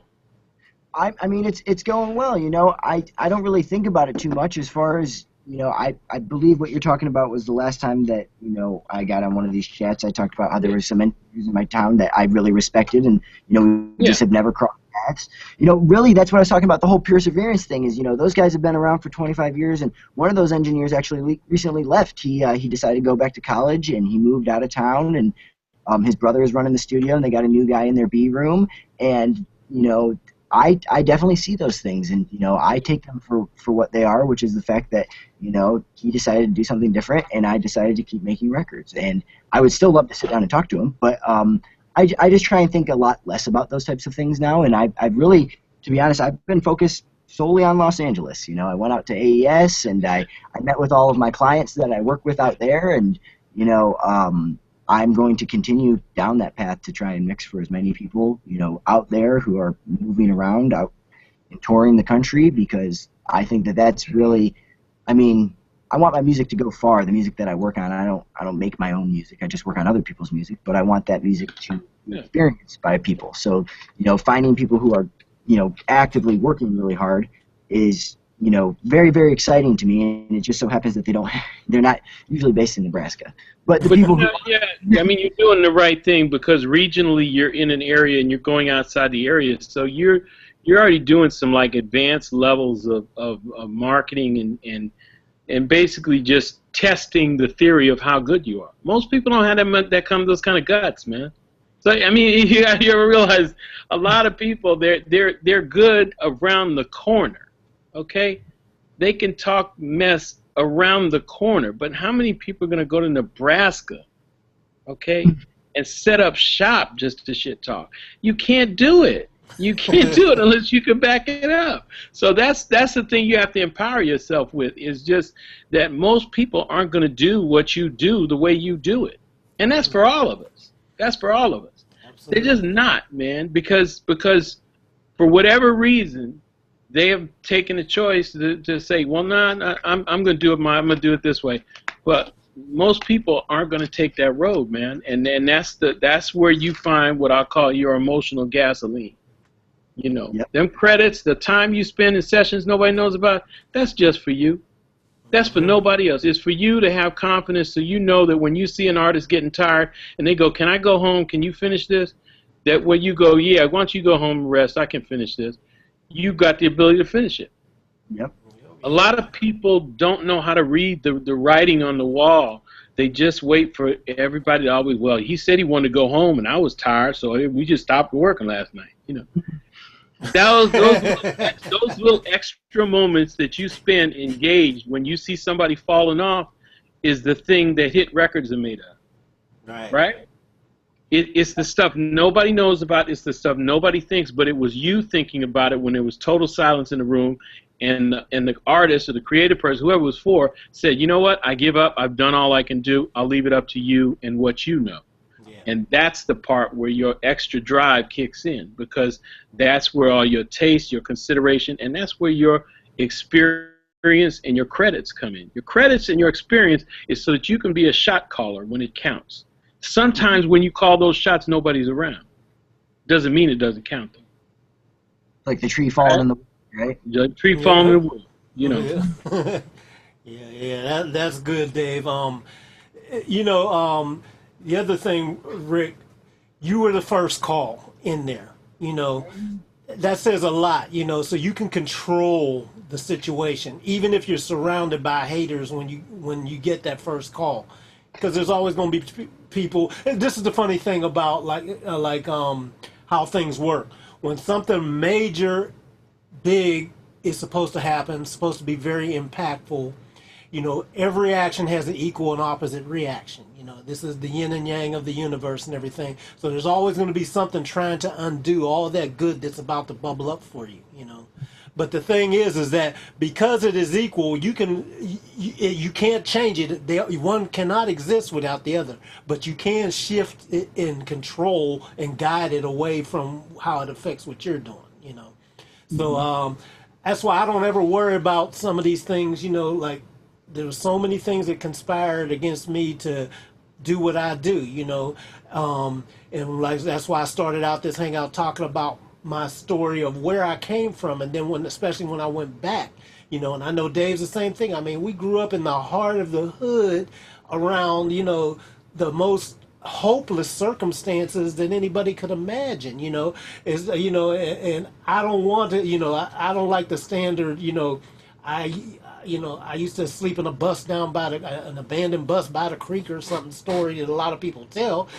But the bottom line is, reality of it is it really easily could have been that. I understand it because I want to give hope to a lot of people to realize that, you know, if your mind is right, you can pull yourself through any situation. When you get these things that happen by like magic, like getting the first call on something, you've got to be ready at that first call to do it. You also can't talk yourself out of doing it by worrying about, oh, well, I ain't quite good enough or such. I don't know this, or, you know, somebody's better than me out there. You can't do that. You got to look forward, move, and make it happen, because that shot was for you. It was lined up just for you, wherever you're at that point in time in your life. Wherever you're at in the country, in the middle of Nebraska, or whether you're, you know, in the middle of Beverly Hills, it don't matter, you know. That's your time and that's your spot to shine, and you've got to be ready for it. Everybody I see that's on here has that mindset where they are ready. That's what I love about this. They're ready. I love hearing this. This is why I do this. And this is why I say, like, my boot camp is for y'all this time, you know, because it's nice to hear it from all the other people that we've had on there, and I share my thing. I talk and know the struggle that Dave has gone through. We still go through it. So like I said, while I have the same up and down struggles that everybody else has, you know, so I'm okay at times, more so at different times than other times. There's sometimes when I don't know when the next thing's going to come through and I got to make something happen. There's other times where, okay, I'm cool for a minute. I can relax and inhale for a minute, you know. That's never going to change. I was at this thing, and like I said, I sitting next to people that are making 9 figures, man, hundreds of millions of dollars a year, and when I have that conversation with them, they have the same thing too. It's like they be worried about payroll and worried about taxes and worried about, you know, they be worried. It's a whole nother level and set of problems, but it's still the same basic thing. So they're like, you can't trip on that. You just got to keep moving forward. You know, this thing is lining up for you make it happen. Don't freak yourself out.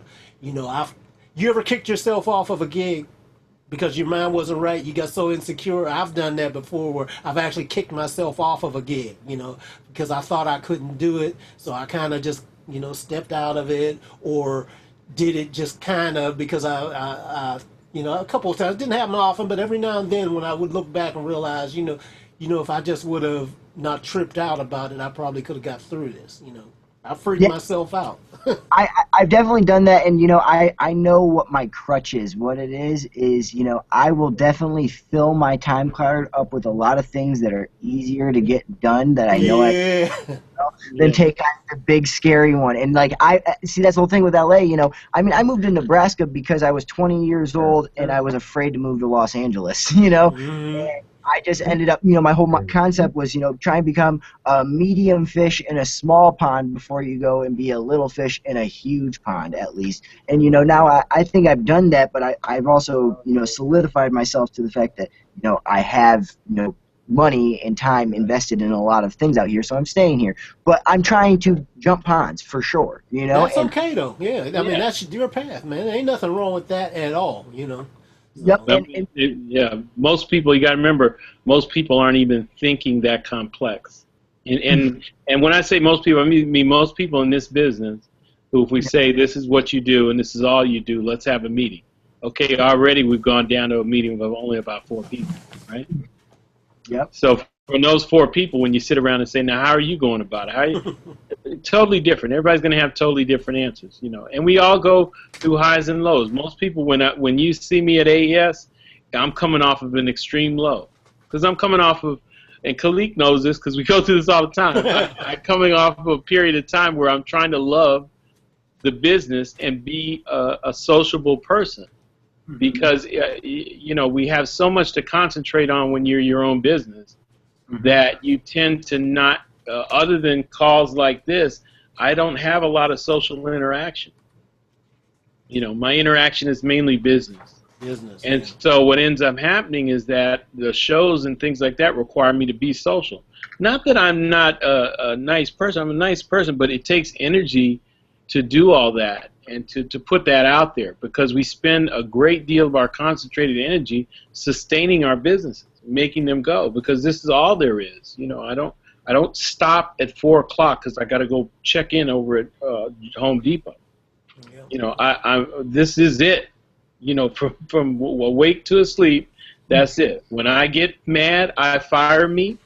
When I get okay, I hire me back. And I race till 6 o'clock to get done, so I can come home and be somebody to my kids who. They don't care what I built. They don't care who I'm working with. They're hungry. Yeah. They you want some disrespect. They don't care about no credits. They want to know what's for dinner, man.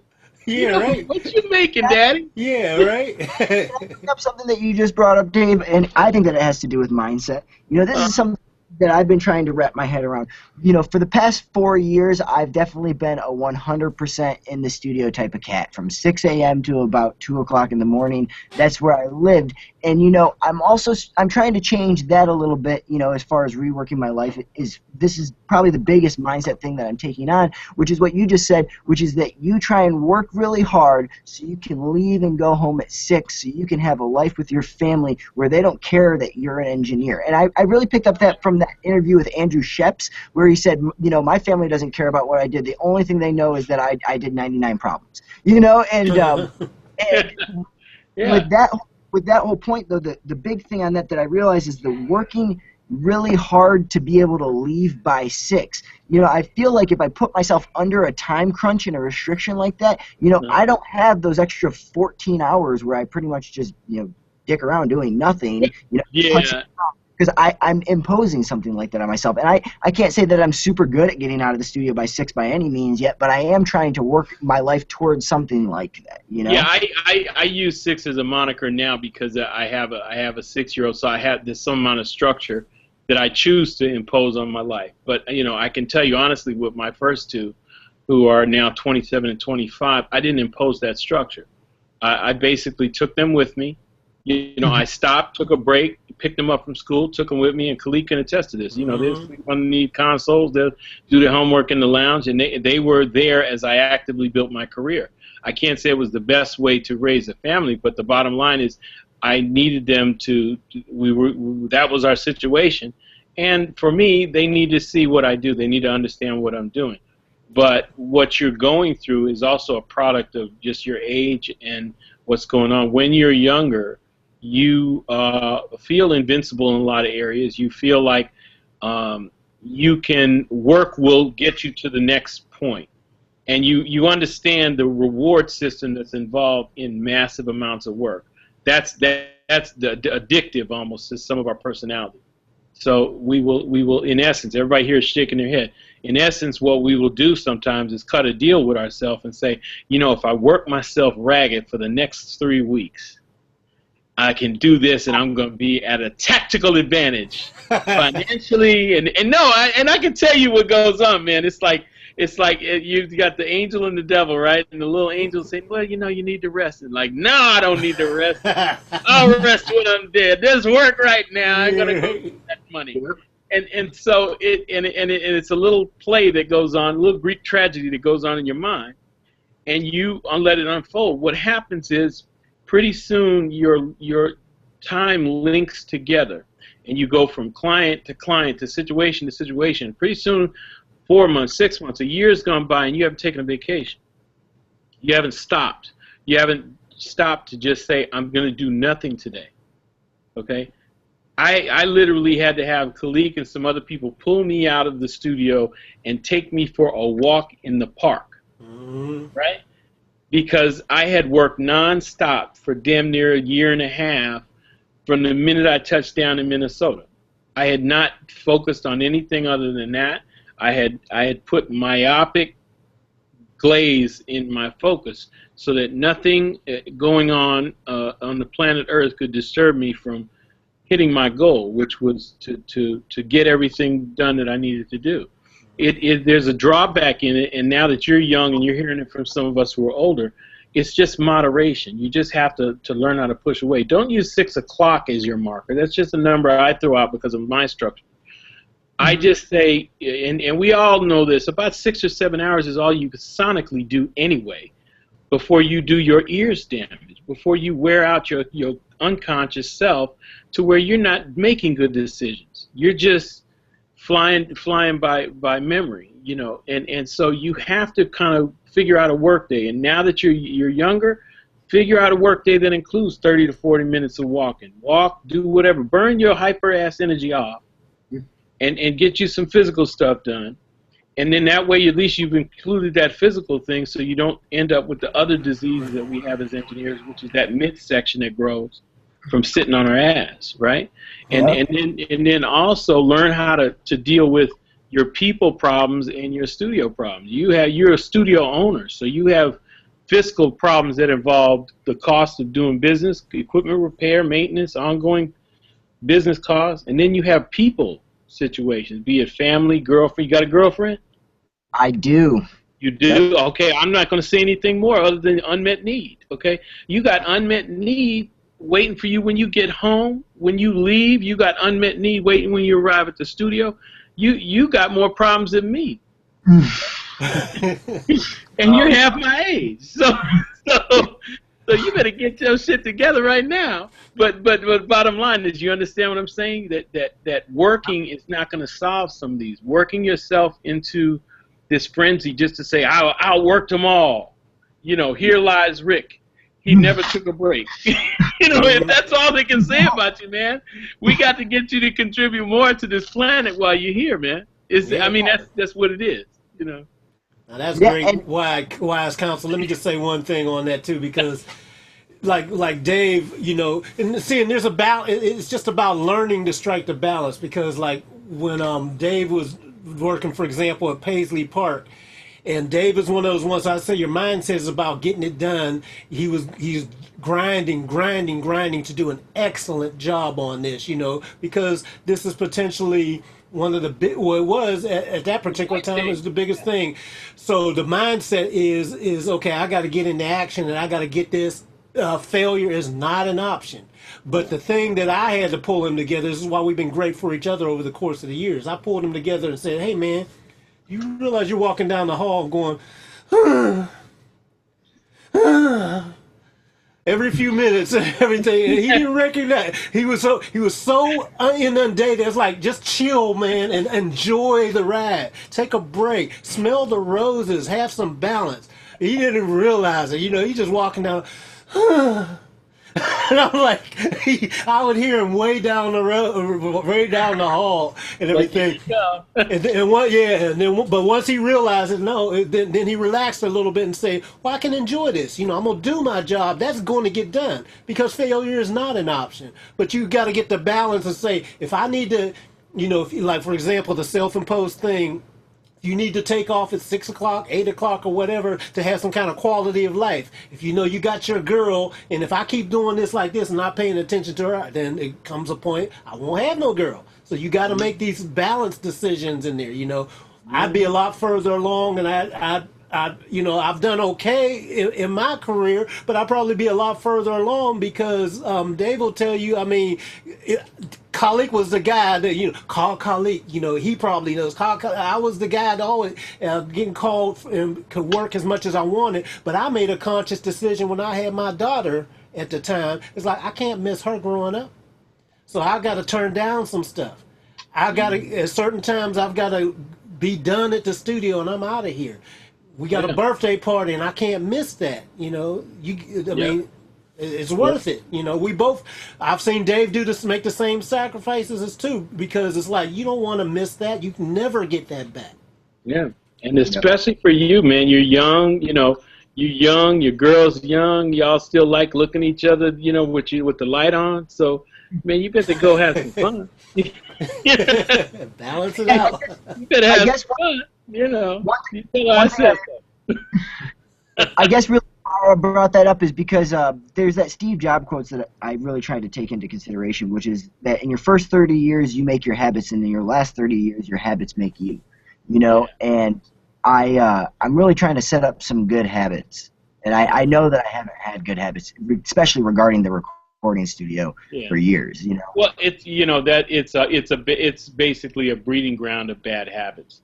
Because it's such a personal walk, and I think Steve Jobs' credo is applicable, but you've got to remember the idiom that he comes from. And it was applicable to him because you got to remember Steve Jobs was a multimillionaire in his 20s, so he hadn't put in his 30 years. The paradigm changes a little bit. And even the richest person in the world or the smartest person in the world can't buy time, and unfortunately, Steve's no longer here. So that's the cold, hard reality of however clever the phrasing is that life has another way of kind of putting in the shock on the delivery and going, okay, well, we're going to margin call you right now. We need all your chips at the window. You've got to find a dance that works for you, both as an individual and then as a couple and then later on as a family or whatever. And as soon as you do, that groove actually becomes part of who you are and who you deliver to your clients. Because that is what determines your tolerance level and your ability to craft what you do even more. Because you got to go for things bigger than yourself. You don't have any kids, do you? No, I do not. Okay, so I think everybody will understand this, and if anybody disagrees, too bad. But anybody here who's a father, you will understand if you were there or not, but you take being a father seriously. Once you have kids, you take on a different attitude about life because you're no longer responsible for yourself. You're responsible for another human being. And it puts a different charge on you. You approach work a different way. You approach time a different way, and you're much more motivated to get better faster because somebody else who doesn't understand anything is dependent upon your success at being you. And if you haven't figured out who you are yet, it forces you to do it. For those of us who had kids when they were young, it forced me to get myself together quicker. I think I was fortunate because at the time I entered the business, everybody around me was older. Everybody giving me opportunities was older. So all I was getting was lessons. I was getting a break, and I was getting a chance to work, but I was getting life lessons too, because I was seeing people live right. I was seeing people live wrong. I was seeing people fully funded. I was seeing people only funded when they were making music. So I was watching different people's lives unfold in front of me, and it was a whole lesson not only in creativity and doing songs, but how to navigate the budget, not only of a record, but the budget of your life. You know, you got time and energy that you got to allocate to, and that's to your people. You can't give it all away to everybody that wants to do songs. You know, well, what happens when, and this is just a wild thought, but what happens when it's no longer about songs, when songs is not what's done? Let's say everybody in the world stops doing songs because copyright just becomes so complicated, so songs just become passe. So recording is just for what people want to do when they want to capture sounds and make things happen, right? You don't put it all in all that work about songs, and songs ain't even fashion no more. Right? So you got to come up with something where you transcend what you do. You can take you and apply it somewhere else on the game board and have a success. You know, and I think that's part of that is just figuring out how to maximize what you do and how much of what you do is you and how much of what you do is technique. You know, and as you start to go, you will see that the technique you use, a large part of the time, it's how you deliver you inside and outside of that technique, because you're more important sometimes. When you in these interactions where you work on creative people, it's the you that delivers the technique. That's the means by which it happens. It's never the technique and then you being delivered. It's always you delivering the technique. You guys understand what I'm saying? Yep. Yeah. Yeah. That's what's up, Dave. Very well put. You know. So, anybody else want to chime in on with some of the stuff on this concept and conversation of mindset? 'Cause I know you guys got some goodies there. Somebody say something, damn it. Yeah. You know, excuse me, guys. The concept of as a type A personality, I guess if I want to kind of pigeonhole myself, it was real easy for me to think of my life as my occupation. Mm-hmm. They weren't two different things. Yeah. They were the same. Yeah. I woke up at 6 o'clock in the morning. I went to sleep at midnight, and that worked for a real long time.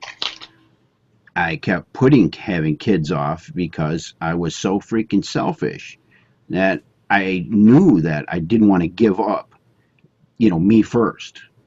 I knew that what was going to happen if I had a child, that they would have to be first, and I couldn't do what I want, when I want, how I want.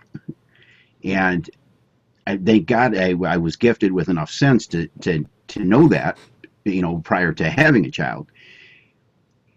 Working 24/7, when you become self-employed, you pretty much that's kind of that's kind of your lot in the beginning.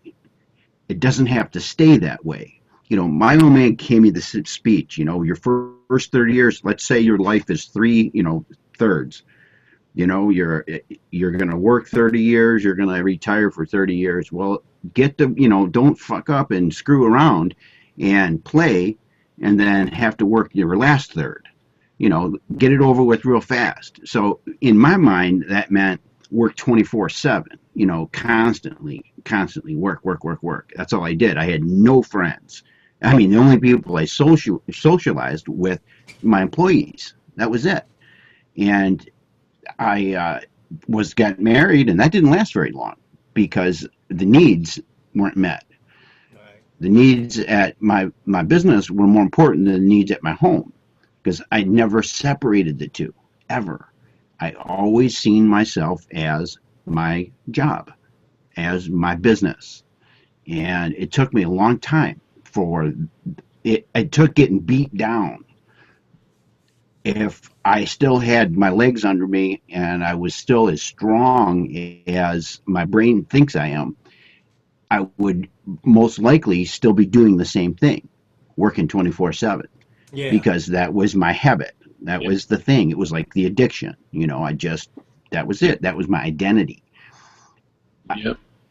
By the grace of God, I was presented with a scenario that took some of my body parts and it caused me. And during that process, I was able to identify myself and create a separation. And it's a process of developing a habit, just like a bad habit, a good habit. As soon as I got my studio, here I am now in this state of balance. I decide to build a studio, own a studio, have that as my business. And what is the first thing I do, man? I spent 4 years there. And I'm coming home, and I can walk back and forth, but I'm driving, all right, because it's a mile away, and I don't have time to walk a mile, man, because I'm a man who's in need, right? And so on my way home, what am I doing? I'm listening to CDs, and I'm parking in my freaking garage for 45 minutes before I come in because I want to make sure I hear that mix, and I'm taking notes and all this shit. In the meantime, my dinner's been heated up 3 times, and I'm on my 3rd wife. Okay. And yeah, Yeah. Ah! Yeah. no, that's the truth, man. That's the truth. Yeah, that's real. That's real talk. Yeah. There. And Yeah. and this woman, thank God, had enough. We met 30 years ago, but we didn't get together until about 11 years ago. In fact, we just celebrated our anniversary, 11th anniversary, 3 days ago. And She knew what she was getting into, huh? yeah, she did. She absolutely knew, which was okay. She let me learn my lesson again. Yeah. But And she was there, and she didn't say "I told you so." She didn't do none of this shit. But she was very, very happy when all of a sudden, bam! I went. I'm doing the same thing all over again. Yeah. Well, you learned I'm going to lesson. take. Go ahead. I'm sorry. I'm going to ask you something. Mm-hmm. I know you're in robotics because you've told us before. Mm-hmm. I'm just going to ask you something because this is a commonality I find. When you're very good at what you do and you enjoy it, Mm-hmm. it's sometimes almost a trap. Because to anybody on the outside world, they view their job as burdensome, right? But when you're good at what you do and you enjoy what you're doing, it's not a burden. You could stay and do it all the time, Yeah, you're right. And intellectual stuff, especially things with robotics, gears, motor skills, things like that. I'm the same way where I have a whole joy of achievement that's involved in thinking through or creating from nothing or from an idea, Mm-hmm. And so I think that's also the thing where being good, being diligent, and this is to Rick, just having that task, the being your own taskmaster is almost a self-addiction kind of thing. You're addicted to that thing of just that myopic focus. Yeah. You got it, brother. If I would have died 3 years ago, there would have been 5 people at my funeral. My mother and my 4 sisters. Well, 6 people and my wife. That's it. I didn't think beyond. I did not. I learned the words and I learned the concepts, but I didn't put that into action. Yeah. Okay. And that's actually been 7 years. 7 years ago, I opened up a small self-support group, for vets who got busted up and couldn't adjust. They couldn't separate themselves from what they did before, what they did during their conflict. Like who they are before they served their country, who they were when they served their country, and who they are after. Because they're not either one of the two. So now they're nobody. I'm sorry, I'm getting loud. I'm getting, getting all up in there. Hey, man, go ahead. You know what I'm saying? They're nobody now because they aren't one of those two things anymore. And so they got to learn how to be themselves again. Yeah. Because most folks who raise their hand and say, yeah, I'll go run 90 miles. Oh, shit, give me that 150 pounds. I'll carry it too. Those kind of people, they are driven by something other than the paycheck or a Grammy or any other freaking thing that you can put in front of them. It's something inside their heart. It's in their soul. It's in their being. It's the way they're made. And you get a group of guys like us all sitting here chatting. We're all kind of cut from the same cloth, probably. And most likely is when a guy rather spend his money on a piece of gear than on a steak, then his sense of value's at. All right, I'm going to eat ramen, but I've got that preamp. No, there's a different way to think of that. There's a different way to do it. Yeah. I don't have to eat ramen to get that preamp. I can be smarter about how I work hard. If you keep eating ramen, you ain't gonna be able to use that preamp for long if you know what's in ramen. That's right. That's exactly right, brother. You're gonna have a heart attack. Yeah, that's right. High blood pressure. Well, I don't want to preach any longer, but the sense of balance and the sense of self-worth, your mindset, we can all reach back and say, my mom didn't hug me and yada yada. It's here now. It's who I am today. It's what I want to do today. It's the habits I want to develop today. And it really is today. It's not I'm going to start tomorrow or next week. It's today. It's because it's always today. Every time you open your eyes, it's today. And if you do the best you can today, that's the best you can do. That's cool. Yeah, man. What was I going to say? Anybody else have any mindset stuff or anything? Because I guess we'll probably wrap it up real soon. This was a great conversation, though. I think. Very good. Yeah. These are the things that I like to talk about that are different because we get so much caught up in the technology and everything, and this is the stuff that'll really make a huge difference. I'm gonna for the boot camp, I'm going to have a lot of different people handle different aspects. Bill, you and I have to have a conversation about what you want to do and you think will be valuable. Sure. And how we can logistically do it. I've been facing some challenges as I've been doing this and talking to the streaming companies and some different people. I think what I'm probably going to do is maybe some type of pre-training event and then move the actual event date. Because they're saying that the bandwidth and the more people we get on, and if we're trying to do live music and stuff like that, may get bogged down. So I want to do a thing with you and a few other people to start testing it and pushing it so that we can make it seamless for everybody else. So that's a good idea. Yeah, I'm on 75 up, 75 down. So is it? Can I send you would it help if I sent you a 30-minute video of the presentation? That would actually that's what I was been kind of thinking now as far as I may try to do a combination of live and maybe have people pre-tape a video presentation where I can just play the video inside. So maybe have you come in live like we do on the Hangouts, you talk about it and then say, okay, then roll the tape or whatever we're supposed to. Yeah, just hit play. That may be an easier way to do some of it, And then if be available for any questions. Yeah. There's exactly. Probably nothing you would need me. There's no question that you couldn't answer, I'm sure. Well, the thing is like I'm trying to do it interactively, but some things until we test it out and see what the limits are of pushing it. Because like the studio where I was going to do the hangout, I mean not the hangout, but the event, it won't be a hangout. Although I'd probably be taking hangouts and putting it inside the event itself. But the their upstream is a little. It's right on the low end, so I'm going to have to test whether that can actually happen or not, and that's where the bottleneck is. So this is unknown territory. So all you guys that I want you guys to participate. But the main thing that I want to do, and Bill, I want to talk with you further too, because as I set this up and do the pre-training or whatever, I want you to help me get it where we can get as many people to test the first part, the entry level part, from as many different angles, and try to break the system so that we can Right, know what's cool. up. So that once we do Exactly. into the real event, it can be seamless.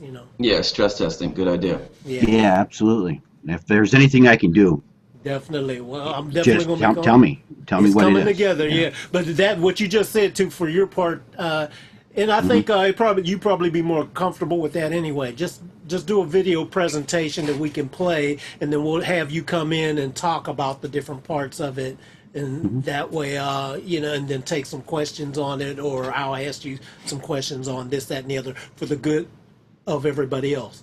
This whole thing that the way I want to approach this, guys, is to really make this a showcase to show people that you don't have to be award winners or working with the top people to do high level work. I'm seeing it all the time with all of you guys and all the people that are on my list that are corresponding with me and sending me stuff and everything. I'm just utterly floored by the stuff I'm getting, and I think people need to be showcased a little more now. Okay. What I would like to do is, if this is all right with you, is I purchased a $49 microphone, Hmm. that stupid deal of the day, Yeah. and I'm going to, and I have already done some of this. I'm using that microphone with a $35 preamp and a 19 something M Audio Project Mix is going to be the converters, and I'm going to show what that microphone can do at the source How cool. by That's great. using home studio type scenario, using Yeah. household products. That's great. Crap Now you have that's at great home. Is that all because that's right? where everybody lives. Yeah, That's that's the stuff I'm talking about. right. It's Hey, this. I'm sorry. Go ahead. no, go ahead. No, No, I did a lot of work at the studio. I got permission from the guy that I'm renting space from right now while my studio is getting fixed, and he was all up for it, but he wanted, he's talking about credits. He wanted credits, basically. He didn't want to just say, hey, let's join in, and it turned into a ball of shit. So I had to rethink. I decided to kind of rethink my concept, and everything is an EQ, and present it in a home environment. right. I think Right. that's totally cool. That's where everybody lives, and that Hmm. that just relates to where people the jump off point for most people to see that you know this is possible no matter where you're starting from. It really is possible and doable.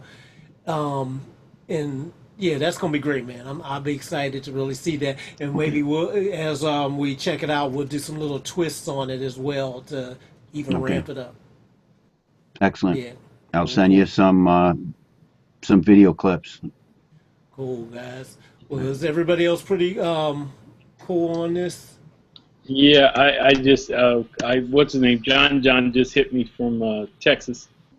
Who? And John Robinson. Oh, Remember he's you? in Texas. Yeah, well, he was down here this week, but he was in Texas and he wanted to join the Hangout, so I just sent him the thing to join. Well, so that's cool. Yeah, okay. Well, we'll stick Yeah, over. It'll be good to see him. I haven't seen yeah, him in a yeah. while. Hmm. So he's trying to come in.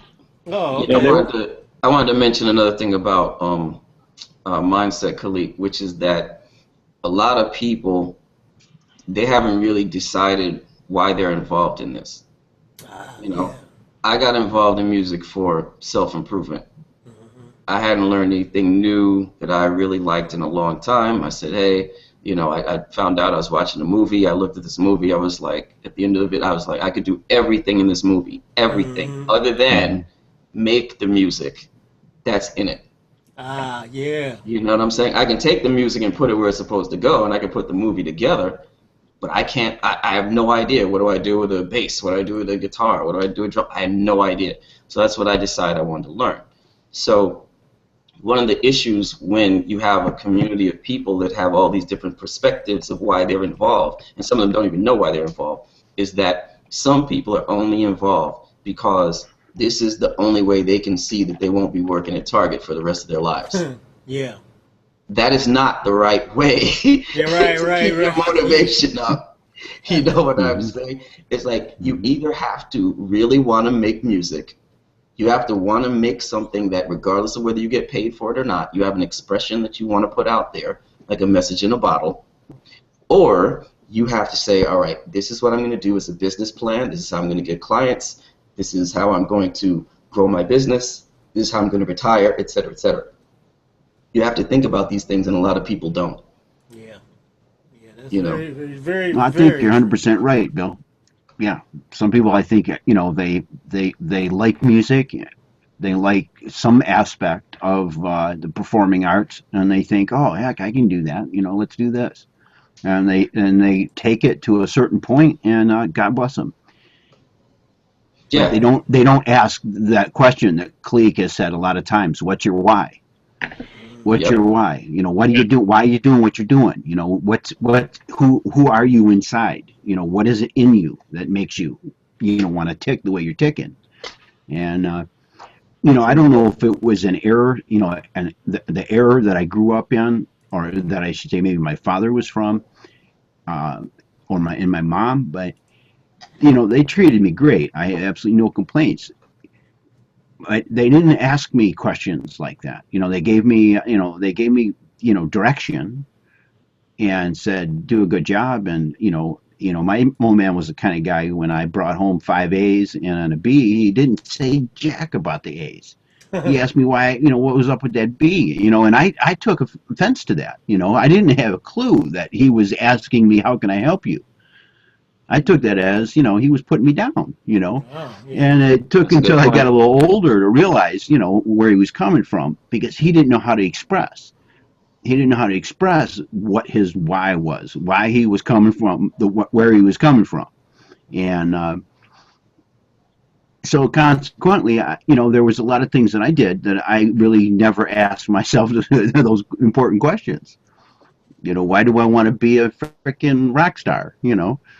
And well, obviously I don't want to be a rock star, but I wouldn't mind being a part of someone else's life as a rock star. Yeah. But you get my point. It's huge. I want to say where I did it.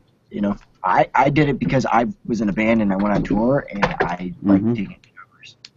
So You didn't like taking showers, huh? And the way to not take showers is to own a studio. Is that the point? Yeah, right, man. Yeah, right, yeah. Yeah. Brother. how my mindset jumped from there is what I realized is, I like the music industry and I liked not being in a band, but what I realized is that all of my friends went on the road and saved up all of their money to come home and pay a guy who does something much like what I do now. So Right.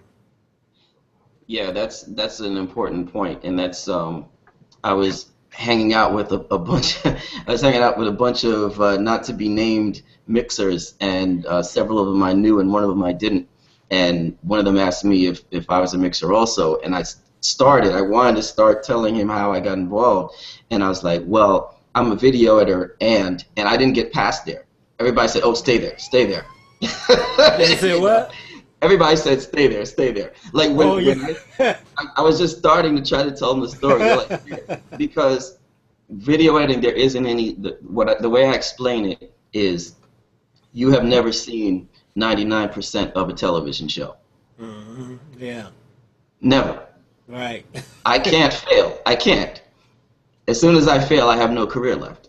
I have to do what I have to do. And so that's the thing, is that you have to, if you're a serious business person, you have to spend the right money on getting your video done, or else you have nothing.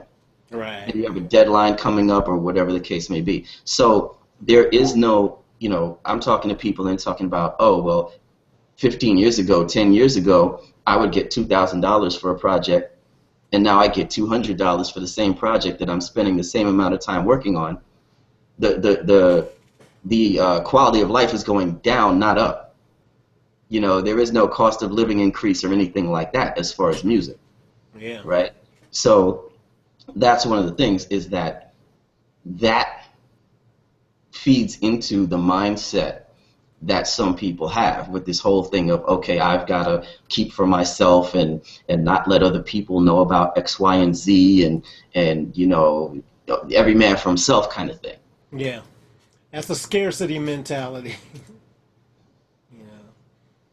Man, it's fun. It's funny that you said that about the video thing too, because you know, when I was starting to learn about how to market myself online and everything, well, you know, video is a big part of it and everything, and that was the conversation. Everybody's like, "Man, you need to get over here," because audio is dying and everything. I was like, "Well, it's a whole nother thing. I didn't want to go over there necessarily. I want to know about it, and I know it can be more stable and all that." But it was just funny that you said that to me. That brought up a Yeah, lot of our videos. conversations I heard.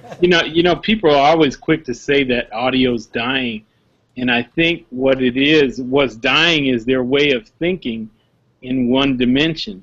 It's thinking because if you didn't have and you came into this business, you spent the majority of your business figuring out a way, and you always were able to eat and survive, and you basically created a groundswell of your own clientele based upon wanting to do what you want to do and figuring out a way. You know, you didn't do it based on going, man, the audio business sure is dying. Well, if everybody was trying to run through the same door, eventually the room could not hold all those people. So you got to find some new doors to run to. But the majority of people, especially in a town like Los Angeles, you'd be surprised when you hear how many people make these snap assessments of the business. And it's not the business that's gone bad. What's gone bad is that you never adapted your thinking. Yeah. You never changed your way of thinking. You thought it was going to be great forever, and then what you thought was great really wasn't great. So then you had peaked out before it was even a peak. You know, so what was really wrong was your thinking. Your thinking was not in the right place, and you got to get creative. You know, independence means creativity all the time. You know, Means I'm always interested when people use that dying very thing. good. Whenever trade shows come, we always bump into people and have these conversations. Yeah, business not what it used to be. Maybe for you, but And guess what? It ain't never gonna be what it used it to ain't be. never gonna be. Yeah. You know, you better adapt or die. That's it. John, Yeah, I think. John, What's going on? what's up, Hey man? guys, this is John Robinson, man. He's a very, very well-known producer and engineer and all-around good cat. Are you in Texas now? Yeah, I'm back home. He's back home in Texas, but he's originally a Los Angeles cat. What's up, man? Been What's years. happening, man? Introduce yourself. Can everybody hear me? Can everybody hear Yeah, me? you can turn it up a little bit. It's a little low. Okay, how's that? Wait, hold on. Let me fix this. How about that now? Can everybody hear me? Is Yeah, that yeah, better? we got some Okay. volume. Oh yeah, man, everything's good, man. Actually, I was just out there and did an interview with Dave for a new show I'm starting, kind of like along the same subject you guys are talking about. Just sharing what I've learned in the business and passing it along. You know, being given because a lot of young kids don't understand. Mindset of, I'm gonna make some money, not understanding, and they actually get their property taken from and everybody else makes money off of them instead of the other way around. Did anybody else lose audio? Yeah, the volume went down really low. Okay, John, hold on. John, your audio just kind of died real low. We could hear you, but it's very super low now. All right, I'm gonna fix it real quick. Give me a second. You guys keep talking. I'm gonna fix it real quick. Oh, okay, do your thing, bro. Yeah. Yeah, I met John. Where was it at? Yum? Yeah, it was at Yum, right, Dave? Yeah, he had just been signed on. When we met John, he had just signed on as a producer working with Babyface. Gosh, this was years ago. This was Yeah, was this the I don't 90s want or to early say. 2000s or something? I don't even want to say it was a long time ago, but he, it was he was the only guy of all the young producers that were there. He was the only guy that would stay late. He's the only guy that would work by himself or work with anybody. Consequently, grinding. years later, he's the only one that really benefited from the situation because he understood it was his time. He understood how to take what was being offered to him and use it in a way that he could learn, but he could make himself available to not only the famous people, but the people that were around him that were put there as resources, like Khaliq, myself, the other engineers. He was just you really don't usually find that combination in young people when they're given an opportunity. Usually they're so excited they're just all over the place, you know. But he actually came there, did his thing, man, and had quite some success. So Yep. can So you hear us now? Is your you audio got your good? John? John, you got your mic back? Can you guys hear me now? It's still real low. Yeah, let me. Check your connection or go to your hardline mic. Go to Yeah, your. yeah. There's a little meter by on your picture, so if you don't, because we barely see it moving, if at all. It was moving pretty good before. Yes. Okay. Let me see. Let me go up here. Khaliq, while he's fixing that, a guy said that his place got a power failure and he dropped out of the Hangouts. He said it was nice to see and hear great encouragements from all over the world and to please convey his regards to everyone. Oh, cool. Who was that? Hagai, who was visiting from India. India. Yep. Yeah, right. That's cool. It was great having him on here, man. I love doing this. Yeah, very cool. You know, we're just meeting new Okay, people. now all you the guys time. should be able to hear me. Yeah, we got you. Okay, good. Yeah, I had to fix the mic the setup because I had it going through my duet, so I had to change the audio. But yeah, man, I love what you guys are doing. Thank you, man. Thank you. Yeah. Well, you know what? John, we got to talk too, man. You got to hit me up after we do this and Almost definitely. get your current information and everything, because today we're talking about mindset and how it can really pull you through to success. You know, everybody has their skills that they do, the musical talent, or as an engineer, you might have all kinds of tools, know the latest, greatest plugins and everything like that. But the bottom line is you're starting from the same place that 5 billion other people are starting from, and it's the mindset that's the differentiator for all of us. You know, I've seen you just like I've seen Dave and myself and all of us grinding past what's normal. You know, we didn't stand for things being ordinary. We wanted extraordinary. So the only way to become extraordinary is you got to put in extraordinary work. You know, we all did that. You know, So I definitely want to talk to you on that. Speak on it, bro. What's crazy is you said exactly what it is. A lot of people, they get into the business and they think it's easy, but what happens is once obstacles start to present themselves, they don't have the stick-to-itiveness to stick through. You know, and understand that this business it has its ebb and flows. You know, there's some high times and there's some dry times, and what do you do during the transitional periods to get you through, you know, to the next period where it's going to be a lot of good things going, and that's what, you know, the balancing act is. I feel, you know, I think like with Dave, you know, Hampton and yourself, you know, you guys don't just get like you working with Prince, and then after that it's I'm gonna put all my eggs in this one basket. Nah, can't do that. I'm gonna do this forever, man. I'm gonna do this forever, and that's what I think a lot of people do. Is that, you know, the difference I think between people like us and people that are not successful or have short-lived careers is usually we're always looking for what's the next thing. Where's music heading? What's the next thing I can get involved in? Who are the new people coming into business that I can work with? Yeah, absolutely. You know, it is so funny because that really is the thing. You know, I always keep wondering what's my next best move to stay ahead of it, because we were talking about it earlier. You know, we've all seen, you know, really good financial success and then have it all gone after. Like, man, I was just making. I've said that term so many times in my life.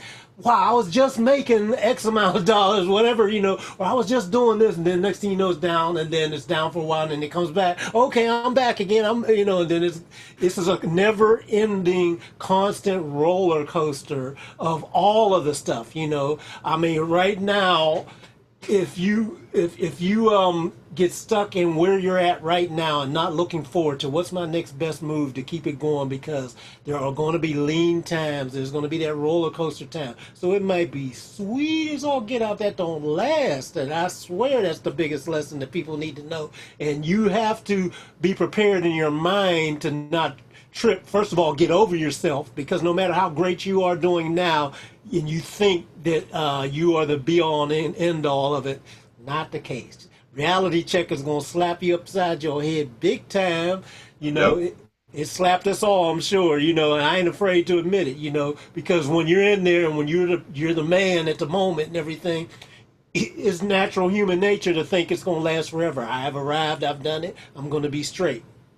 But Yeah. then you go through Yeah. that roller coaster, and then you're wondering, wow, I got to figure something out because I don't know how I'm going to pay this bill that's coming in 3 weeks. Right. You know, That, And yeah, the only thing experience gets you too is that you understand the machine. But in music, when you're engaged with the machine, the more experience you have, the more people don't want to interact with you because you understand the game. You understand the yeah, business. that's true. Yeah, So ignorance is you bliss in actually, their eyes. by virtue of surviving and having, again, that thing called credits, right?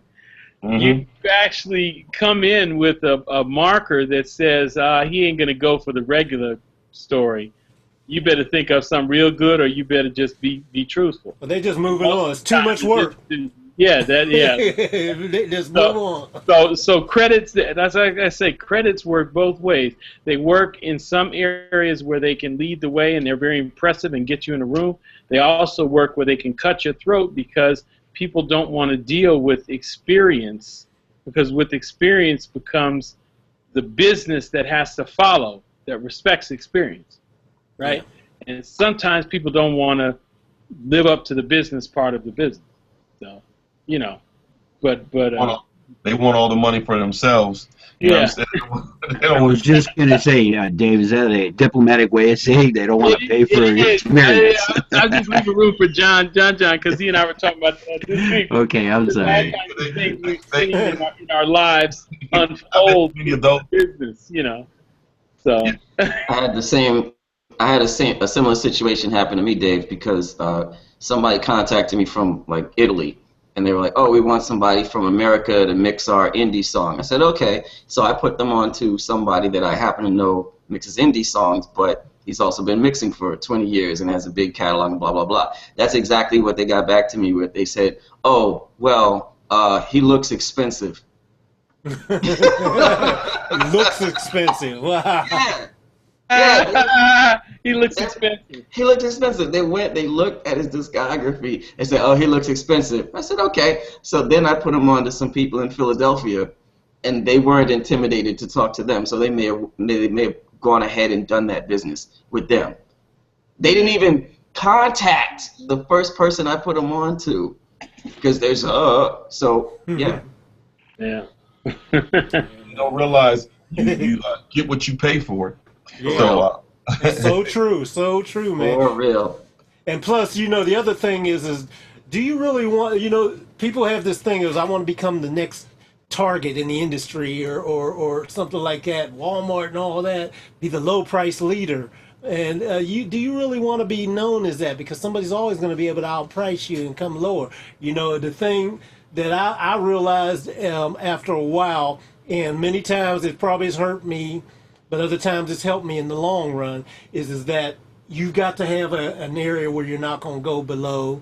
And other people, when they're doing your things and you're hiring people, you've got to have an area where you're not going to pay below, because you know that when you pay that premium, you're going to get somebody that's definitely going to be on their job. They're going to have that extra level of care to push things through, that a person that's just trying to get a little bit of money and get it done and move to the next, because they got to make up volume. So it's like I've seen a lot of guys when they start offering and doing mixes. For example, I saw one guy that I know, I'm not gonna mention any names or whatever, but he used to be up there pretty good, but then now he does mixes for like $50-100. Puts in a bunch of work, but he doesn't put any time in anymore. His care level's gone. Then I've seen other people that'll do that same rate, and it's funny how his level of work, where it used to be up here, came down to meet the guys that are down here, and that's only where their level actually is, and their level never raises because they have set that bar there, and his level actually came down to meet it. So you've got to be careful how you look at things. That's another type of mindset. When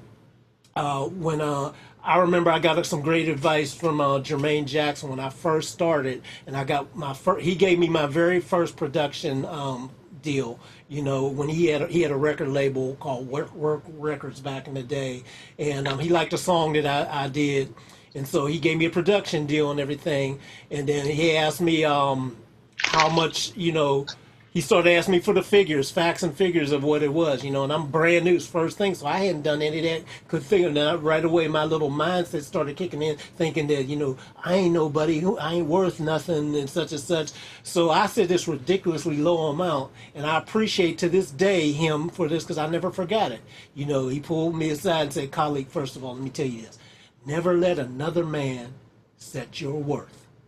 And I never forgot that. Then he gave me more than I was asking, because he's like, here's, it was fair, and it was kind of like what, was things in there, but because my mindset crunched me down to thinking that I wasn't worth it, because I didn't have no credits yet. I didn't have the experience and all this. And to him, it didn't matter. It's like, hey, I hired you because I like what you did. So you came to the table ready. You are there because you're worthy to be here. So you need to ask for some worthy money too. And I could take advantage of you and not give you, give you just what you asked for.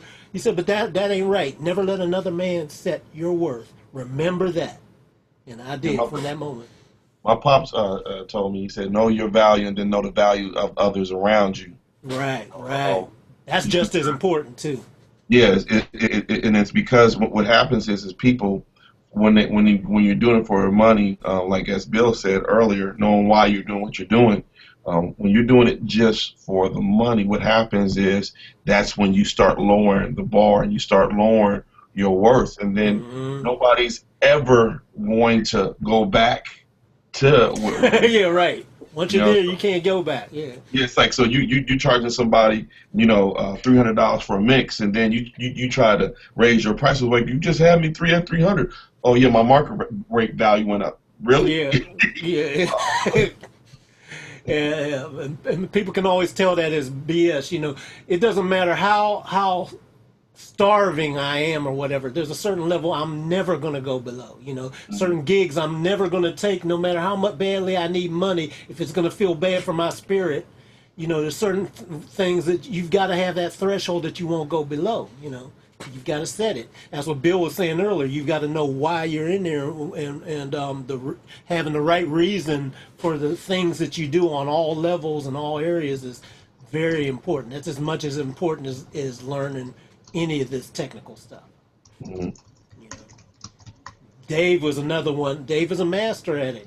I've seen him, watched him tweak his process, watched him go through different people trying to tell him what he was worth, because there was another, somebody like him coming in, that there was nobody that looked like him originally. He was one of the few people and everything. So other people was trying to tell him that he wasn't qualified to do what he was, or wasn't qualified to charge what he was ready to charge, and Dave wasn't having none of that. He wasn't. We would have conversations of it, and the bottom line is that that's not your ideal client. Then that's not who you want, because they can't see the value. Those who have seen the value have gotten way more value from that relationship. They've seen that he's gone above and beyond the call of duty than these other people that may have charged much more and had all the stuff on paper, but then in the end, they end up delivering something whack, and they end up calling Dave anyway. Yeah. So, we've seen it time and time again, man. So that's a big one, man. Yeah, that's the key thing, man. Is me and Dave were talking about that the other day of thinking, oh man, I'm at this certain value, realizing that value was a little bit more than what that was. And so the other thing is too, is the people to understand the business and how to operate in the business, understanding, and understanding the climate and the change and the different changes that the business is going through. And if you're stuck on one thing, that also can be a killer too. Sometimes you have to, be willing to do different things, like, Bill doing video, and, he's also doing some other things. And in the music, that's what I did later on when when they thought, oh, I don't have it, which is the crazy thing to me is the older you get in this business, they think you lose it. They think you lose your skill set when Quincy Jones did Thriller at the age of 50. You know what I mean? Right. And I Because you don't got know. more stuff in your toolbox. I mean, you Yeah, got tons of it. you've been hurt, you've been through pain, you know how to bring pain out of people, describe things, and so. But it's funny though when things were going really low, man, I took on and started learning how to do videos and learning how to edit videos and doing working with the camera and building and creating other things because I don't want people to dictate to me of what I can and can't do and what my value is. And so sometimes you got to be able to say, nah, that's cool. Maybe I'm not the person for you. But if you can use me at another time, well, come back to me. And I think that people will respect that more than you trying to banter with them back and forth. Well, how about $5.95? Yeah. And then he come in, how about $4.50? All right, well, Yeah, exactly. Right. Can you give me one rib? How much for one rib? How much for one rib? How much? I sure am hungry. Man, forget that. Just put it in my hand. Just put it in my hand. Right. Yeah, man. Yeah. But yeah, I think that's important. I think that it's important to have other things that you could be doing in that hour to get that money. You know what I'm saying? That's the thing. If you don't have that, if you don't have, okay, if I don't mix this record for somebody or, create this song or whatever I'm going to do, I could program a computer and make this money. I could do a video and make this money, blah, blah, blah. It gives you more leeway as far as the projects you're actually going to take. There's a lot of projects that you'll just say, I don't like the content. I don't. That's another thing that I just wanted to bring that up as far as, since we're talking about mindset. There are a lot of people who they're mixing songs and they're doing work, but they're doing work that they don't respect themselves. Yeah. And you know what I'm saying? And they're doing work and they're like, you know what? I wouldn't really listen to this myself, and I really wish this song wouldn't even get on the radio. But I'm going to do it for the money, and that's not the place to be either. No. The funny thing is, Bill, I turned my camera. The funny thing is, I've been in that place, and it's a hard thing to call, especially when you're in need. But the thing that I found out, and this is what gives me faith now. So mindset is trusting that the right thing will come to you, no matter what the circumstance is. At times when I turned things down or knew it wasn't right for me or the right time, I always got something right behind it that was right. Or like, for example, like I mentioned when I did the Angie Stone thing, I was the first call on that, and then it wasn't the right timing for me to do that. So they ended up getting some other people, that, and it allowed me to do what I needed to do. But in the end, I ended up getting the call again at the right time. And then that made it all work out. There's been times when I didn't know how I was going to get something, but I was offered a project where it made me feel very uncomfortable to do the project. The people I was working with, the music didn't make me feel motivated or whatever. So I would have been just going in to get the money, just to, solve a problem and everything. So I had to make that hard call that, I think, I'm knowing in my mind, and that's a hard one to go through when you really need it. If I just go ahead and do it and get it away, it won't be that hard. I'll get it and I'll just get this cash real quick and take care of this over here.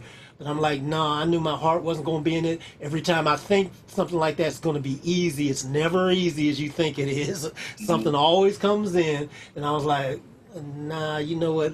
I tell you what, I think I know somebody that could do it, but I'm not available, and it always works out better than right behind that something magical happens where the right thing comes, and it all works out. It's happened time and time and time again. So I have so much faith in that now. I literally don't worry about nothing.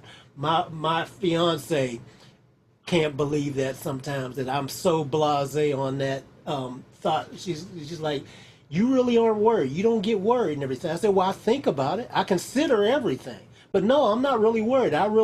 When I say I believe that everything will be all right, I honestly do.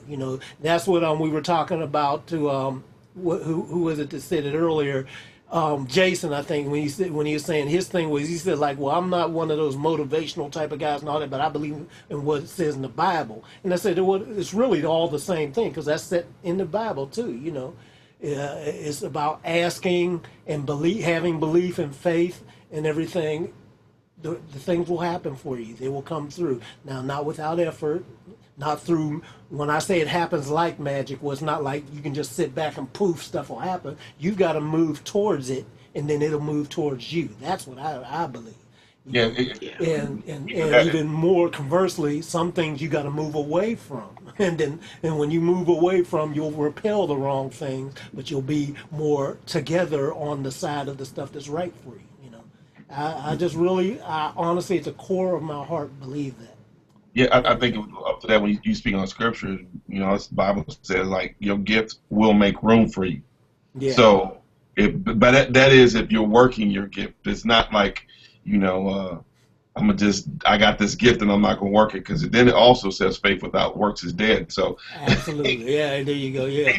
you know, so I think that the people don't realize is that if you work your talent and you work your skill and your gift set, know your value, and at the beginning, you know, when you're first new in it, you got to be willing to do those things that other people aren't willing to do to get in. You got to be able to do those free jobs to get in. But after you get in and you gain the experience, you gain the knowledge, then you have to start saying, okay, that's not that it's beneath me, it's beneath my value. Right. Those are two different things, I feel. It's not that it's beneath you doing it because you did it to get in, but you have to set the precedence. Right. That's a great point. Yeah, and that's the thing that I've learned in this and doing it. Well, you know, there's another way to look at that too, because it's so interesting to me. I really honestly believe that there's no such thing as doing a gig that's a free gig that's beneath you, because that's how we all probably started. I did stuff so much for the love that I was like, it didn't matter if the money, I just had to do it. I had to be part of it, man. That is such a motivation. And then the money, you know, eventually starts coming in, but that wasn't the start, the kickoff of everything, you know. But it wasn't below your value. Yeah, and it never is. And even now that, you know, we've all done major things, but I haven't had a chance to talk to you in a while, but I would bet that I'm right on this too. There's probably still some things that if they get you excited, you jump in and do it for free. Oh, you know. Oh yeah, most definitely. And that's what I'm saying. Or if somebody to help, you'd help them for free or whatever, you know. Yeah. So and that's the thing. That's what I'm saying. Not beneath you, but beneath your value. So because some things are your values is not monetarily, it's what you esteem, you know, valuable. Yeah. You know, like Bill was saying, you know, stuff that's, you know, garbage. There is some music out there that's garbage, and you're mixing it. You're just doing it for the money, but you're not happy doing it, and that takes the joy out of it. Yeah, I mean, I do this. Yeah, it does. Yeah. So you know, go ahead. And I was gonna say the other thing is the way that I worked around that, because that's always a debate. People are always, every week somebody wants to talk about, oh, should I work for free? Should I not work for free? Blah blah blah. But the way I got around that was the same way I was talking about earlier, which is when I was thinking about how am I going to catch up to people who are 30 years ahead of me that are still working if I'm not working myself. It's by doing these practice mixes. People are uploading all these files to the internet. Pull the files, mix, post them on the internet, put them on Dropbox, put them on SoundCloud. And for me, that circumnavigated the whole situation, because you're not working for anybody for free. You're doing things that are valuable to you, which is learning.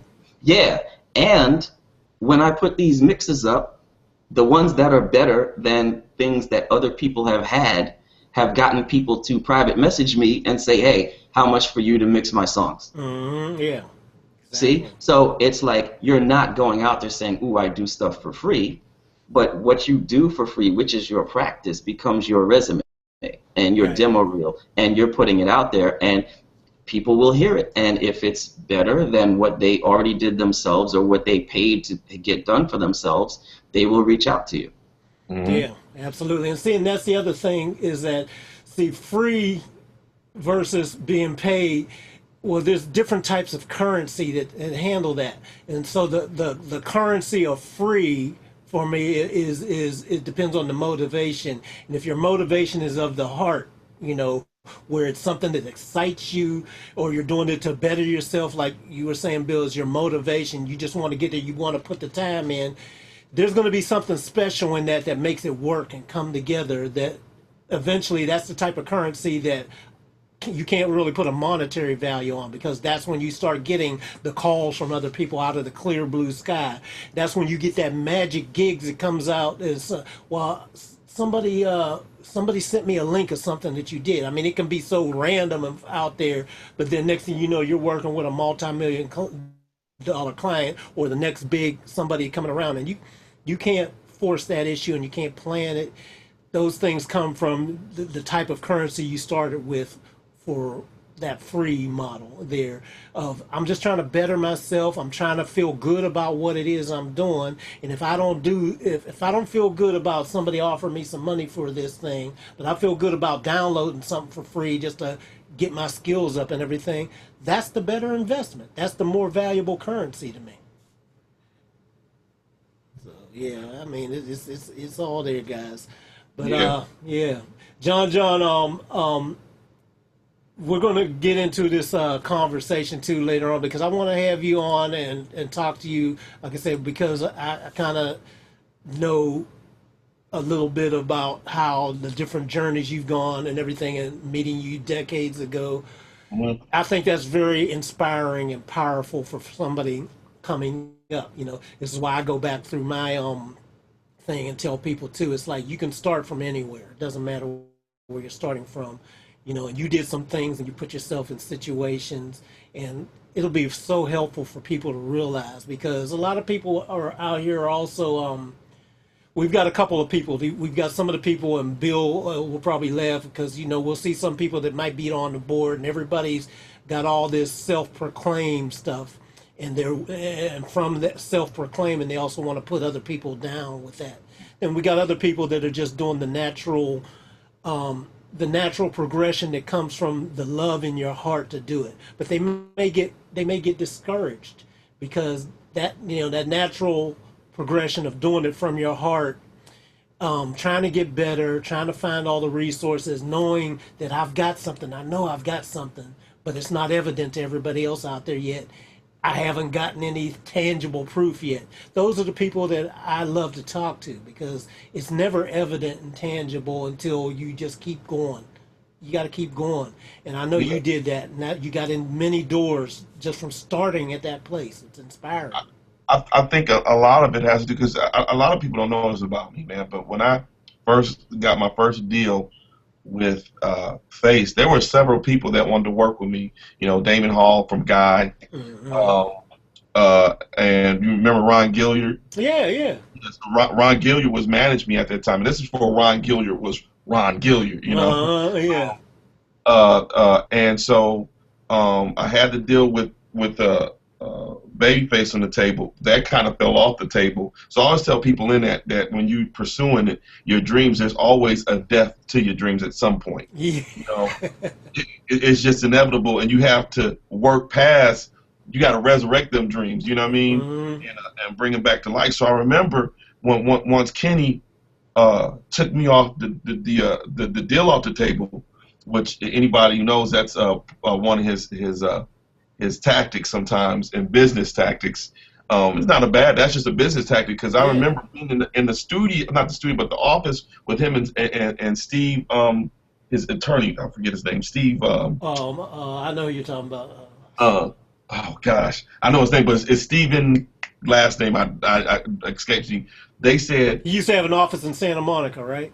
no, it was in Beverly Hills. Barnes. Stephen Barnes. Yeah, Yeah, Stephen Barnes. right. Off of Rodeo. I remember being in the office, and Stephen said, the person with the power is the person who can get up from the negotiating table. Mm-hmm. Yeah. And so basically, Walk away.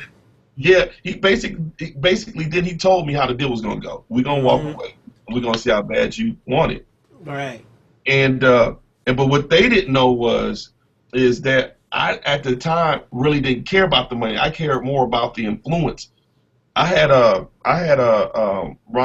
Sutton over at Chrysalis Music. She had just become went there and became president, offered me over 6K, and this was back in '93. She Yeah. over 6 figures. She offered me, and I basically, through talking to Ron, I said, man, I really want to work with Face, but man, that's a lot of money just to walk away from. And he said, look at it this way: who's gonna help you more, and in the long run, who you gonna get the most out of? I said, Face. He says, well, go ahead and take the little money that they offering you, and do that. And so that's why, Dave, when I was up there at that's why I was up there grinding all the time and working all the time, because I took really a no money deal, and everything I did, I made out of it. But when I signed that deal without ever owning any equipment. I never owned an MPC. I never owned a piano, except for the practice, at home. But I never owned these things. And here's a guy that was homeless, never owned any equipment, got himself a deal. So a lot of times I think what people also forget about, their biggest asset is their personality and themselves and how they sell themselves to people besides their gift. And the thing I know about people like you and Dave Hampton, is you guys have great personalities. It's like one of those things that you get in a room and everybody wants to talk to you. And I think that sometimes people just get all about their gift and forget, hey, you gotta sometimes use your mouthpiece. There's other angles to this, and keep working. But once you get it, and you said but once I got in there, it wasn't like, oh, I've arrived. Right. It was like, but I need to win a Grammy. That's then when it began. Like, then I need to sell some albums. So it's always, you got to always create a goal for yourself to achieve, because after you achieve the goals, then there's nothing else left for you to go. So that was my thing, and that's always been my thing in this business. Yeah. Especially to have longevity too. You really gotta, But it's interesting that you had to go through that whole process and then decide what to walk away from and what. But when the funny thing is like you said, when the deal gets pulled off the table, but then it comes back. But you have to be flexible enough to know what's going to work out the best way in the long run. That's not an easy thing to do, especially when it's like, okay, I've got a fixed figure here that I know that if I have that, I know what I could do with that. And I get this over here that's the unknown. The other thing too is that John came along at a time where we were watching something unfold, and that was that the machine that brought him the opportunity was based on the team concept, or the production team success concept. We had already lived through, meaning you and I and everybody who was experienced around John, the individual super producer era. Yeah. We had then seen the growth of the production team era, only to give birth to the team selecting new individuals to start the cycle over. So John was, in essence, the first of the new individuals starting a cycle over of individual producer. No longer the team concept, but the individual. Get what I'm saying? So we were watching the cycler, the cycler habit of music coming back around to put focus on the way it happens a little bit differently. The super producer era that led to the team concept, the Jimmy Jam, the Terry Lewis, the L.A. and Face, the Foster and McElroy. We can name them on, and then we skip a little era before that. We could go back to, the trios.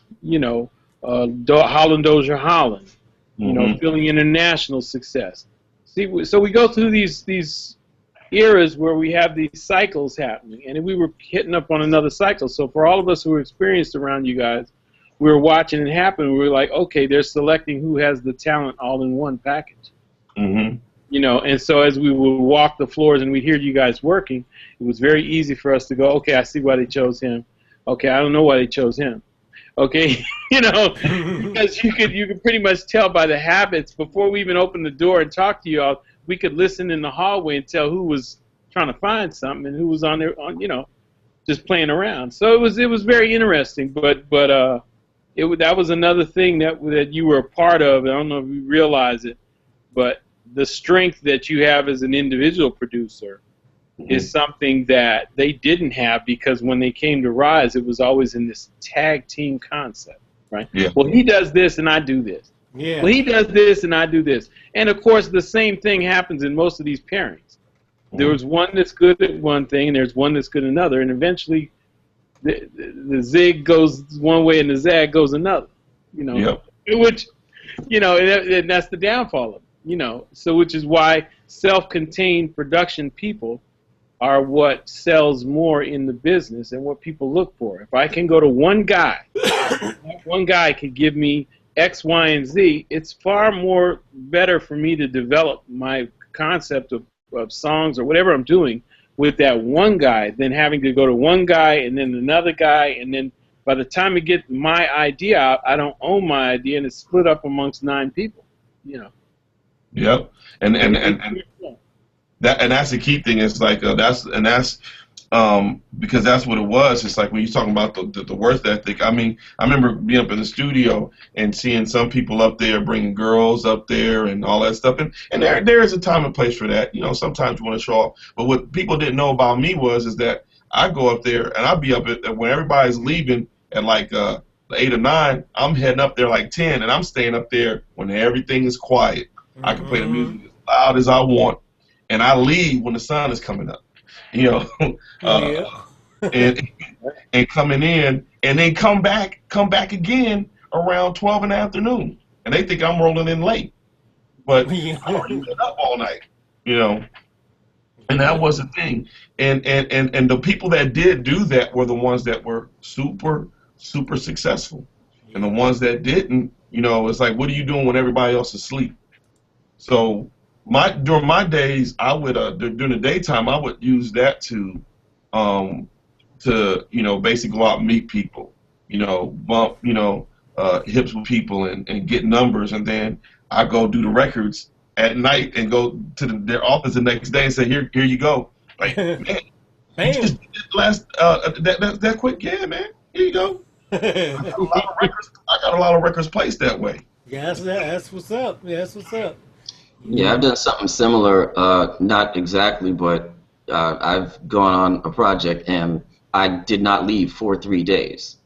Like, I went and I did not leave the studio for 3 days because it just didn't make any sense for me to get on a subway, go back home just to go to sleep, wake back up and come back to the studio and come back and do it again. I was like, I may as well go to sleep, wake up here and keep doing it, and that's what had to happen. You know, but that's one of those things. It's like, yeah, it's a little bit uncomfortable. Yeah, sure. But you get the job done and you get that reputation for whatever has to be done, this guy's going to do it. Plus, when you love it too, I mean, time kind of just moves along. You know, it's never hard once it's going. Once you got a roll and things like that. You know, if you're enjoying the process, I love those kind of things. So when you're excited about it, you can go for ridiculous amounts of hours and days sometimes without even any rest, because it's like, you know, I know many times I've been on something when I'm really excited and I love doing it, I can't get any sleep, because when I try to go to sleep, my mind has still got it going around and everything, so I'll sleep for maybe 10 minutes, stuff like that, and then I'm back up at it. Can't wait, you know. Yeah. I remember Rodney Jerkins, when he was first starting the business, what's that studio off of Lancashire and off of Lancashire? It was down the street from the Enterprise. Oh, I know which one. Entourage. Was that Not Entourage? It was right down the street from the from Enterprise. Like, basically, yeah. Dave, that's down there. That's not too far from where that music store used to be, right? There was right next to it was a 7-Eleven that was on the corner. Right. I know what you're talking about. Yeah. Yeah, Rodney Jerkins, he had a cot in the back of one of the vocal booths, and his was set up, and they installed a shower, and he would sleep. He slept at the studio for 3 months. Mm-hmm. 3 months. Yeah. That's when he did Whitney Houston, Mary J. Blige, and all these different people because he had a machine going. He would go take a couple of naps, do some more, take a couple of naps, do some more. He kept writing and writing and producing. He had both rooms locked down. Man. And he was able to do it because you get one song placed, you can take care of the rent for a month. Yeah, you be straight. So he was getting like 6, 7 songs, 8 songs placed in a month. Was paying for itself. Man. But that it's the work ethic though. It's there's no secret to hard work. Well, I know where that came from too because that's Teddy. Because that's exactly what we did. We was in the studio straight. We lived there. We showered there. We set up beds, and we set up beds in the studio part. We set up beds in the lounge. I mean, you just live there. And Teddy is a beast. Teddy Riley is crazy, man. He can just go and go, And I'm getting old, so I was like at the point. I was like, well, Dad, how can you still go at this level like this, man? But he's still doing it though. That's what I'm saying. He's still doing it now, just like that. That's crazy. That's the love, man. I'm telling you, man. I had to balance it out, man. I got a family now, so that's where I'm at too. I gotta have balance now. That's why I'm doing this stuff now because it's like I had to change it because it's like I can't do those 16-hour or more days in the studio anymore. They just take it out of me, and I feel I'm losing. While I love music and everything, I'm missing out on a whole lot of stuff. So I like being able to travel or hang with my girl and meet some other people that do stuff that has nothing to do with music to learn some more stuff out there in life. Yeah, because you could go through all life and then your whole life was spent in the studio killing your eardrums. Yeah, exactly. I think sometimes you need to reset. Like, let me reset that and come back to it. It's so important. Man, fellas, it was fun hanging out with y'all. I have to roll, do some stuff with the family, but we all got a bounce. We actually extended this for you, bro. It's like, we gotta have John. We was about to wrap it up about an hour and a half ago. It's like, yeah, Dave said you were coming, so we kept talking. Yeah, man. But like, send me an email when you do these hangouts, man. I'd love to hang out and help out with the kids, and then also anybody that's on here. I come back and forth to LA. I'm doing a new show called The Producer's Chair, just interviewing people who've been in the business, engineers, songwriters, producers. It doesn't matter, who it is, and it doesn't matter if you're a superstar or not. I'm trying to get people who are successful in the business, which is the same thing like you do, and showing people, kind of give them the behind scenes of how it works, what kind of person it takes, and not from just my opinion, because you can become preachy that way. But if I get everybody's opinion, everybody's giving their opinion, then people can say, okay, well, this is going to work for me, this is not going to work for me. Yeah, man. And we're gonna have to have you come on and just kind of showcase that idea one day where you can talk about it, and that's the whole reason why we're doing this. We do them every week, twice a week, usually on Thursdays and Sundays, unless I'm like in an event or something like that. But then we still got Dave and Bill and Mott and some of the other guys doing stuff anyway. So John, we're gonna go ahead and just keep that rolling. But I definitely want you to come on, man, one day, and let's just showcase you from that side anyway. Okay, yeah, definitely, man. Well, good. I mean, man, you guys have a good week this week, and I'll talk to you guys soon. For sure, bro. You have a great one, man. Nice to meet you, John. Pleasure meeting you. All right, later, everybody. And I guess we're done. It was great. It was a great one, man. So I will see you guys again on Thursday. Yes, sir. Peace, everybody. Catch y'all.